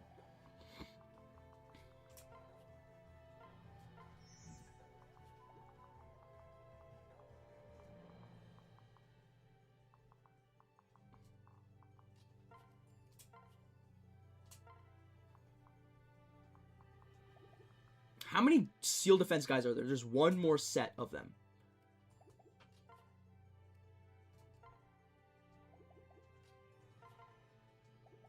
So how much damage do you do to me? Ugh, these guys do a lot of damage to me. That's the annoying situation.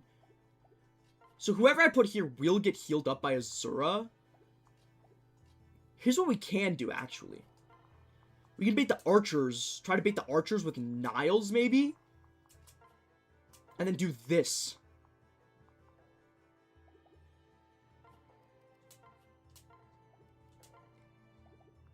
Unfortunately, that vulnerary being on her is really frustrating right now. We take 2 damage without a debuff. We take like 6 damage with a debuff. That's not going to work out for us. How are you going to get the flat damage on into one-shot with Vantage? One-shotting with Vantage is so unnecessary. All you need to do is just kill the enemy in 2 rounds. You can just equip a tome that's going to be good against the enemies and just do it over the course of 2 rounds. It's fine. Nobody's going to, like, kill you if you do that. I think Silas might be dead.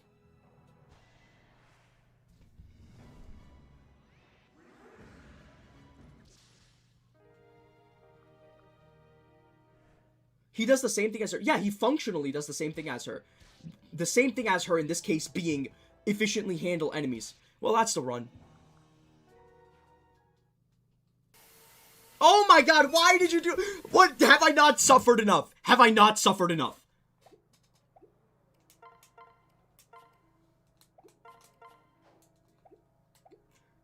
And that's a wrap?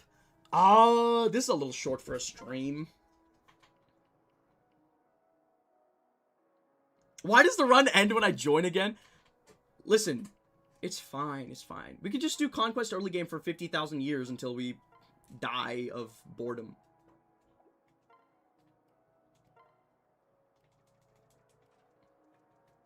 See, that Ryuki right there was for Ryuki AI and I. Give me a second. I thought you playing Conquest would make you focus more. Well, I had too many good anecdotes.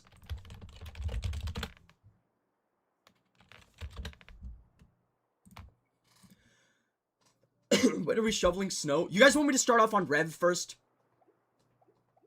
You guys think I could lock in if I was on Rev? Is that the idea? You think I could lock in if I was on Rev?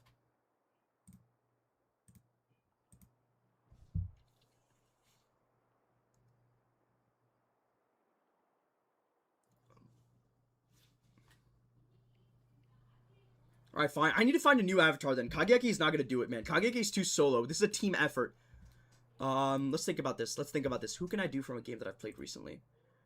I mean, recently I've really only been playing Muramasa.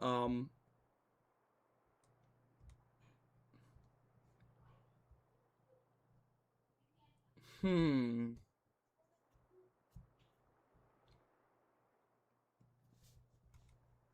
I do Sigma, maybe? I could do Sigma. Hold up. Sigma VLR.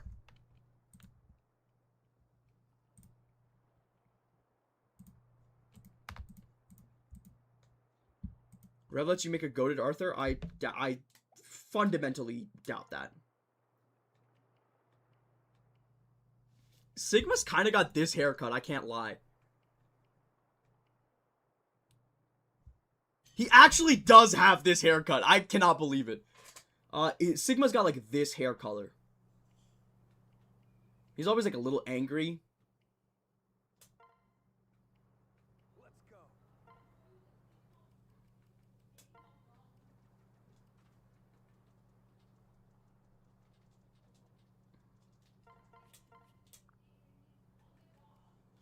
Plus strength, minus...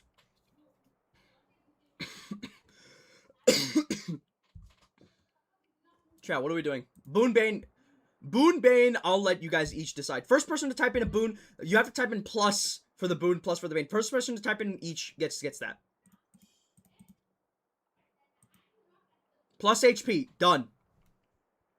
Plus luck, unfortunately not an option. Bane and talent are available. Minus speed, alright, I guess we're just doing this. Talent is also still available. Ninja. Okay, we are going plus HP minus speed ninja. What are you guys doing to me, man?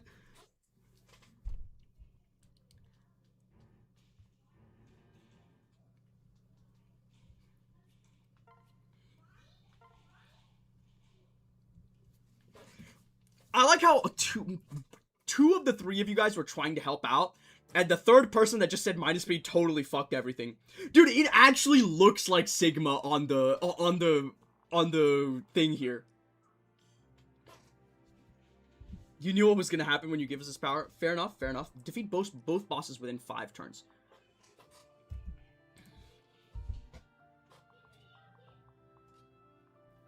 You know what? We're gonna take some Alexavir here. We're gonna sing for Sigma. Sigma fucking parents, LOL. We're just gonna send him in. I feel like this is a bad play, but like this is the play I'm gonna make. Alright, that's one boss down. Sigma boy, Sigma. My brother loves that song.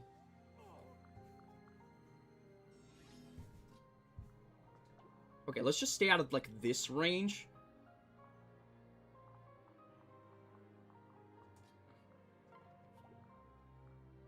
Oh, this is actually kind of bad. I gotta get to the other side, other bank, like, quickly.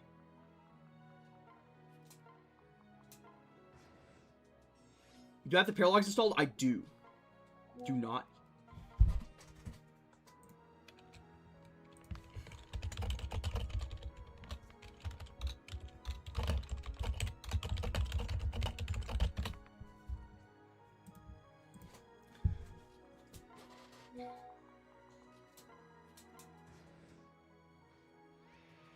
Okay. Well, that was easy enough. You go. No, that was my mom texting me on WhatsApp. I had to tell her that I was streaming. Sigma. Okay, here's my question: is Sigma a Scrimblow character?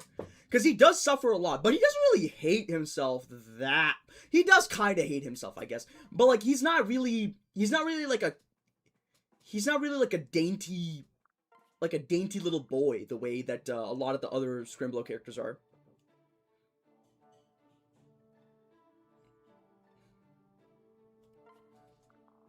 VLR Sigma, no. ZTD Sigma more so. I feel like I would have said it the other way around, because VLR Sigma, he's a dad. Well, visually speaking, like technically speaking, yes, but also like I think in his mind, like mentally speaking, we're doing the Shiro paralog this time.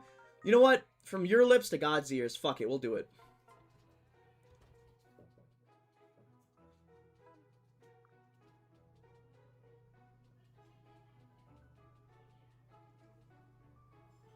Timelines, yeah, exactly, right, dude. When the timeline. So I watched Speedy Hawk finish VLR. I watched Speedy Hawk play like the last 20 minutes of VLR before I ever played VLR, and I was like, I have genuinely no idea what's going on, and I remember seeing the same, like they were going over like the timeline stuff, like the timeline jumping shit, and when I got back to that point on my own time, I was like, oh my god, this is the best game ever.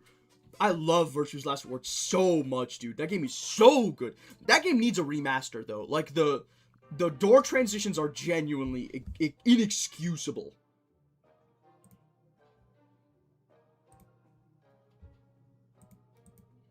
Did you like solving the locked rooms in Umineko? I will say, Umineko, I read Umineko, like, a few years ago. So this was, like, before I really got into mystery as a genre. I was not really like a mystery guy when I was reading Umineko, so I did not try too much to solve. I did try to solve the one with the purple truth. That one I did try to solve, and I did come to the George family conclusion. I will say, I'm okay. I was gonna say I'm unashamed to say it, but I am kind of ashamed to say it. The first time I ever experienced Umineko was by reading the manga. When you're enjoying VLR, but it's time for the map tracking movement or Alice having a breakdown again. Yeah. Check out the Murder Hotel. Really, I'll be into that. I definitely have to finish Muramasa. There's no way I can do anything before Muramasa.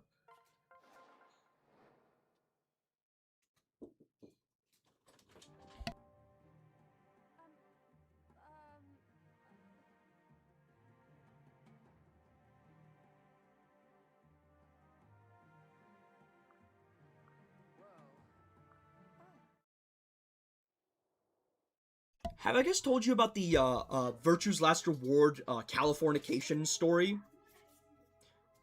I tried playing VLR, but for some reason I kept having controller problems. Please go back to VLR. Pegasus Knight is Zero this time? Well, Pegasus Knight is not the class, it's Sky Knight, and there's no fucking way you're convincing me to do that shit.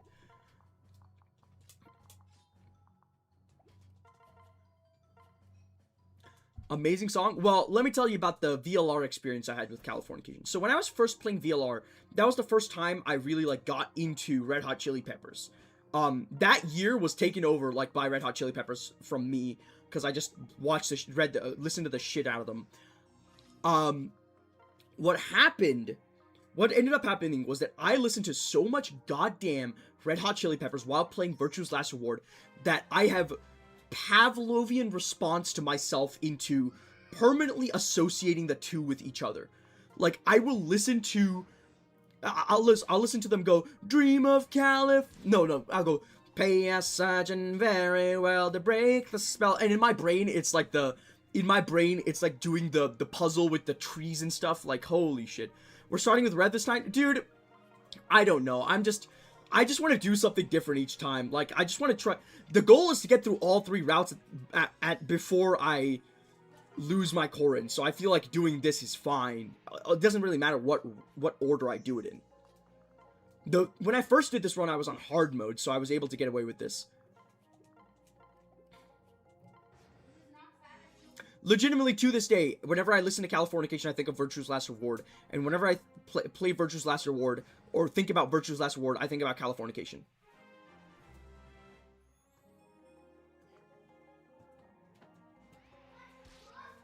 Yep.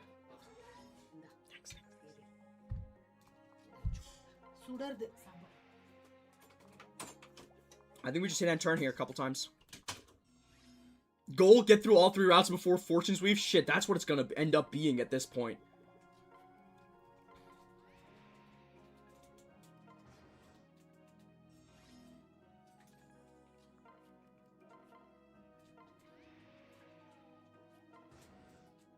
Is it Alexavir or Excelavir? I had a playlist I used to play when playing Melee, and I can't separate those. That's the human brain is a wonderful thing. It's Excelavir, okay. Like Accelerate, fair enough. Oh my god, that's why it's called Shut up! That's so dumb. Oh my god, it's called Accelerate because it speeds you back up. Shut the fuck up. I will say, probably my single favorite moment in VLR is when you first learn about the actual symptoms of Radical 9. I learned about that after that scene with Phi, where you first see that Sigma's under the effects of Radical 9, and I was like, holy shit! It was like the Chris Pratt gif from Guardians 2, where like everything like zooms in. Like I was like, there's just no way.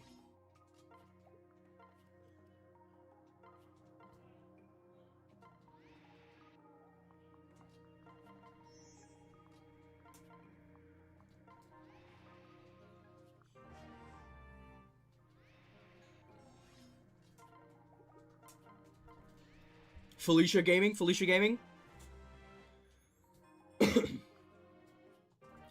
Live to serve. She does serve. So I don't know if you guys have seen the thumbnail for the currently members only highlights reel. I'm just gonna describe it in the most blunt terms possible. It's Felicia eating Azura out. And I was in another server where somebody talked about how they saw me on Twitter, and that post, I posted that on Twitter, and I was like, man, my editor is really good at making just unhinged thumbnails.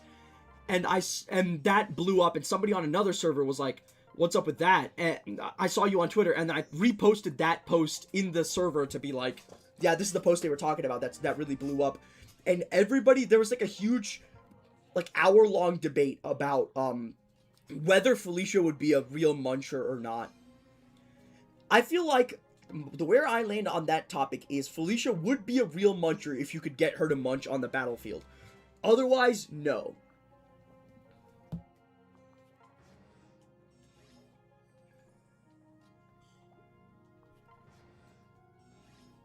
What? I know what I said. I said what I said. Well, the whole thing with Felicia is that she's really competent on the battlefield and really, really bad off the battlefield. So if you could manipulate the situation so that Felicia has to munch on the battlefield, I think she could make it work.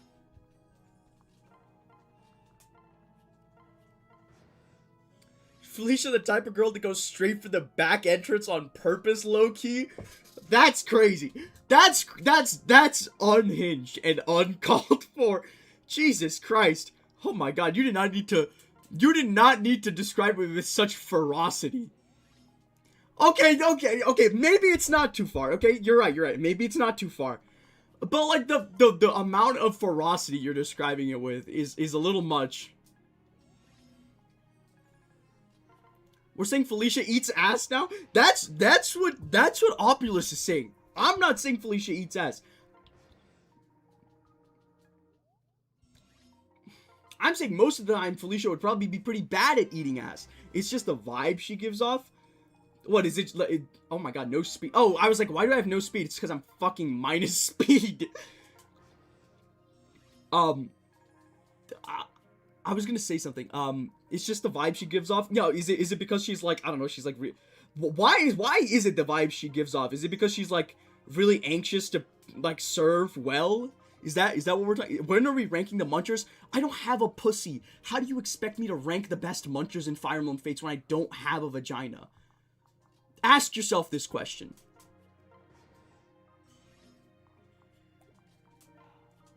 What are ass-eating vibes? I don't know. A vagina is a spiritual thing. Sure, man. In that case, I don't have one spiritually either. So like, I'm cooked regardless.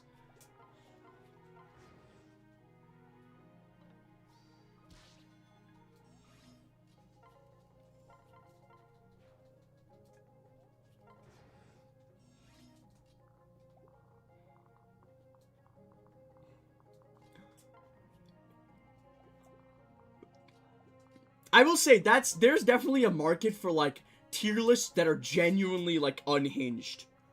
Like Danny has sort of done that with the who tops and who bottoms Fates tier list.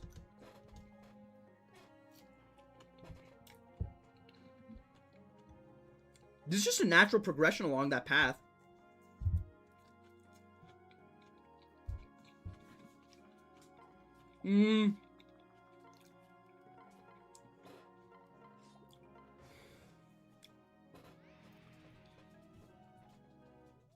I do need to work on my sword rank so I can use that steel. Just, no, go on. What is it? I agree with Danny's take that Marth likes getting pegged. Yeah, you and everybody else on this planet. Duh, have you seen that guy? Go hire a lesbian to help you or something? I'm sorry, that's too far. I don't have pussy either, but I tried channeling it. You do not need to go to that degree for my sake, please. I appreciate your willingness. It's fine. I'll live, okay? I'll be fine without having a vagina. Like, I don't need that to survive. Mpreg emote, that's true. Many people are saying this. Martha's prime boy wife territory, oh yeah. The whole Marth, Merrick, Ellis, Sita, Polycule situation is crazy work.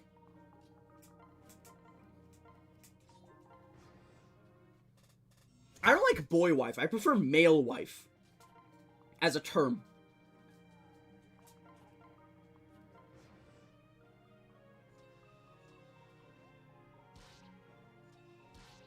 The first on the tier list is Arthur. With that big ass jawline. Yeah, good luck on that one, dude. I don't know what to tell you. Good luck. Good fucking luck. I stepped out for a minute. What happened? We were talking about who's the best muncher in Fates.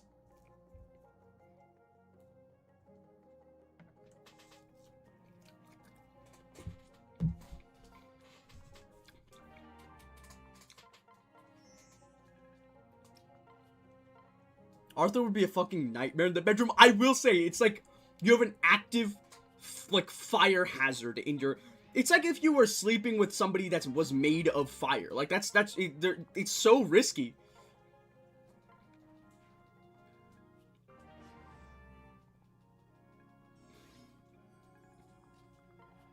Justice! Justice! Justice! Calm down. How's he gonna say that when he's munching? I really still like the Fire Emblem Fates tier list, but it's about how satisfying their name is to type. I feel like that's a unique strata to evaluate characters on. You know, I feel like that's what I value as a person.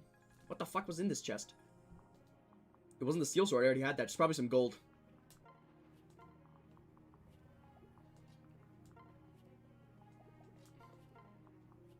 Does Laszlo know what he's doing at all? I feel like... Here's the thing. If you let Laszlo if you let Laszlo munch on you, he's gonna have done the research ahead of time. Because there's no way he's squandering his only chance.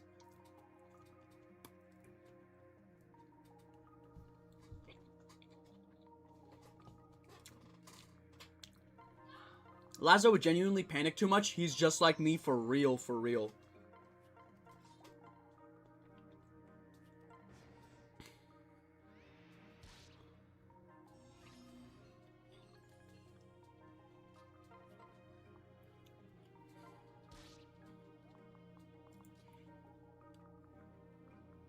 What research?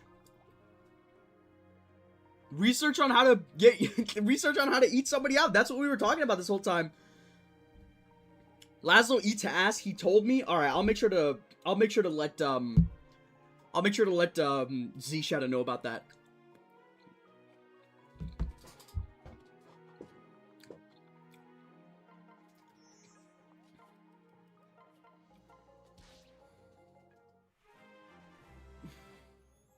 Are there textbooks on that shit? No, well, not researching the terms of like pulling up a book and reading it. He would ask somebody that is good at eating you out.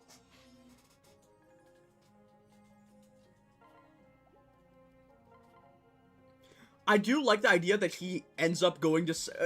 I do like the idea that he's like, fuck, I have to eat somebody out, I have no idea what I'm doing, and he goes to his daughter for help. Like, he's like, I think she's probably the only one that knows her way around the whole area.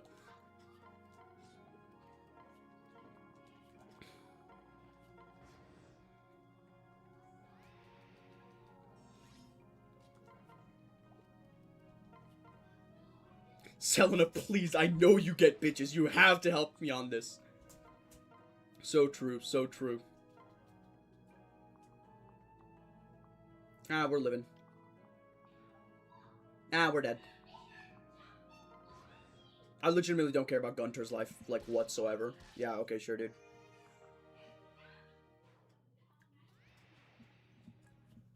You know, I've been asked weirder things by my friends. That's just I'm just gonna say it. That's crazy to admit on live on air.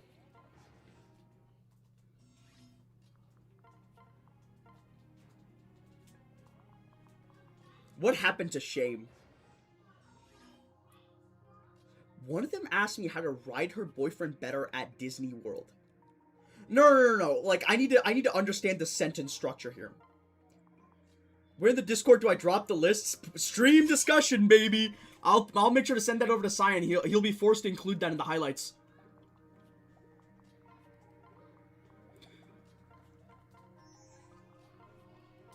No. Wait, no, because I'm still confused about one of them asked me how to ride her boyfriend better at Disney World. Did she ask you, the structure here for the sentence doesn't make much sense to me. Was she going to ride her boyfriend at Disney World, and she was like, I know you've done that at Disney World specifically, so I should ask you for help? Or did she ask you, well, while you were both at Disney World? It's probably the second one, but there's a chance it's the first one, so I feel the need to ask.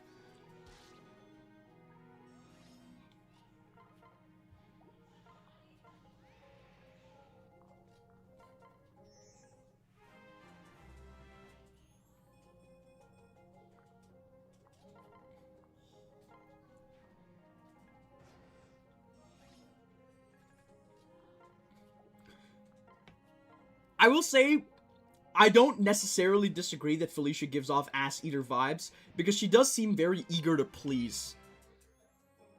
We were at Disney, she asked me how to do it. Okay, that makes more sense. She does seem, like, very eager to please, like... One of my weirder nights was when my buddy went down on somebody while I was lying next to them both in our train. See, Felicia wishes she was that good. Felicia wishes she could disregard like that. That's crazy. I didn't really know what to do. Yeah, I did no shit, dude. I don't know what I would do in that situation either. I don't know whether I would laugh or be shocked. I would be, that's so funny to just turn around and see your homie blowing somebody else.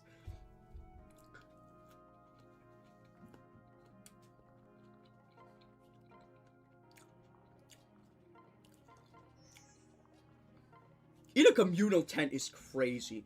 Like, back when I dropped the list, when's the review? Alright, let me finish this chapter and then we can review it. Oh, Jesus. I can't believe I made Cyan do... he's gonna have to make another highlights about Felicia eating pussy. That's... my condolences, Cyan, but, you know, you're the one who started it. I need you to understand, I've never partaken in any munching. To any degree. I will say, I've never partaken in any munching, but yet I have a strange, like, confidence that I would be, like, okay at it. That's hubris for sure. Wow, so you hate your girlfriend? Bitch, what girlfriend? What girlfriend? Point me to my girlfriend and I'll eat her out right now if you need me to.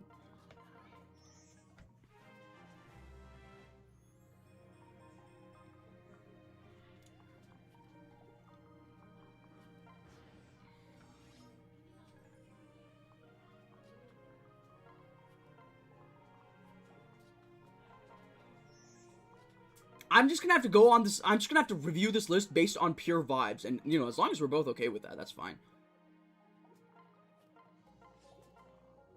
Felicia, I mean, Azur's almost a level 10.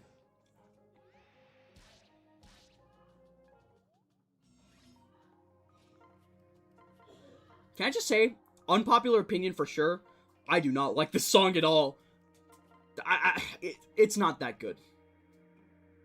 Yeah, this is fine. We'll get the shield gauge. 126 damage. Jesus. The only... Oh, I thought... So, you said the only people who suck are those unwilling to listen and learn. And I thought you said those willing to live and learn. And I was gonna go... Standing on the edge of tomorrow. Live and learn. Alright, let's take a look at this Fable tier list.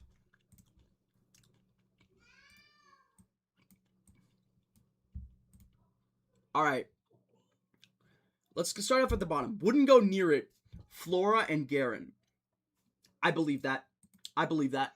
100%. Terrible at it. Hinoka, Baruka. Okay, Baruka, fair. Izana is crazy work. He's a munching god. I don't believe that for a goddamn second. Selena, terrible at it.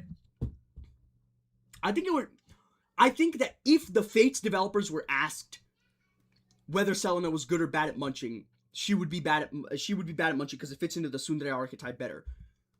I think that if Selena was a real person, she would be good at it. Because Selena's a pillow princess, low key, that's fair. Kagero and Saizo, damn, both husband and wife, and both are ass at munching. That's crazy work. Odin bad at munching? No, I think he could learn. Hinata, yeah, he's definitely, yeah, I believe that. Azuma going south? No, I think Azuma is like he would never, it would be hard to convince him to do so, but if you did convince him to do it, it would be like a heavenly experience. That's my personal take based on my information about Azuma. Odin would say some shit like Eldritch Tongue down. Gonna name the, okay, that's too, I can't say that out loud. Keaton going south, fair. Niles going south, you're insane for that. Niles is sloppy munchies for sure. Laszlo going south, sure.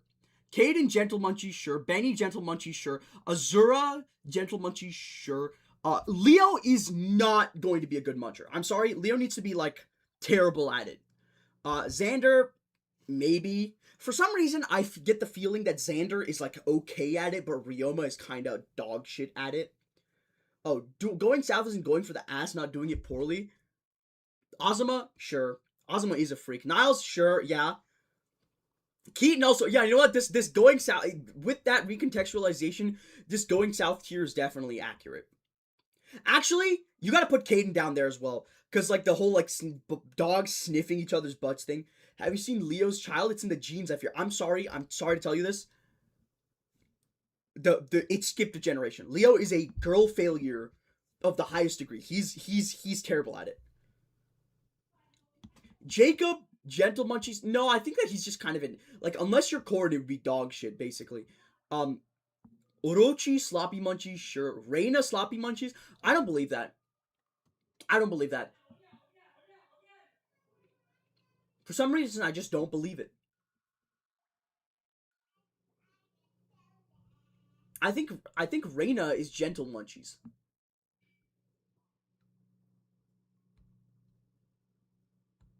I don't think she's bad at it. I think she's gentle munchies. Kaze is definitely gentle munchies. Orochi is sloppy for sure. Obro gentle, it's 50-50. If she's doing some fucking race play shit, then it's definitely gonna go into the sloppy munchies tier. Effie, sloppy munchies, definitely. Charlotte, sloppy munchies, definitely. Arthur, he's terrible at it, like, by definition. Scarlet, it's gentle munchies. Sorry, Scarlet is gentle munchies. That's like her. She's boyish despite her proclivities. That's like the whole thing. I alone at the among all Hoshido and Nor. I alone am the honored one at eating ass. Wonderful. Where does Yukimura go here? That's the real question.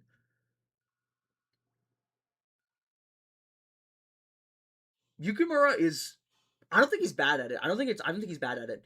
I think he's either sloppy munchies or gentle munchies.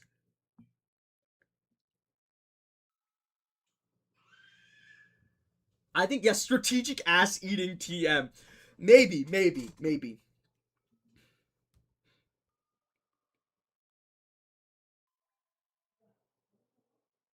Gentle munchies for Yukimura. I think that's fair. This has been a fucking train wreck of a stream. Like lost on Conquest twice. Talked about ass eating for like half an hour. And yet the viewership count's going up. So it seems like you guys are freaks and love talking about this shit. So I guess hopefully I have something better to talk about than eating ass next time.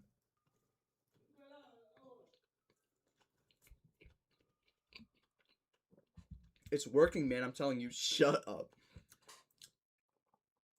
Tree, lightning bolt, chicken. What does that mean? No, I'm just ending stream. Thank you guys for showing up for stream. I'll see you guys next week, next Wednesday, same as usual. Bye.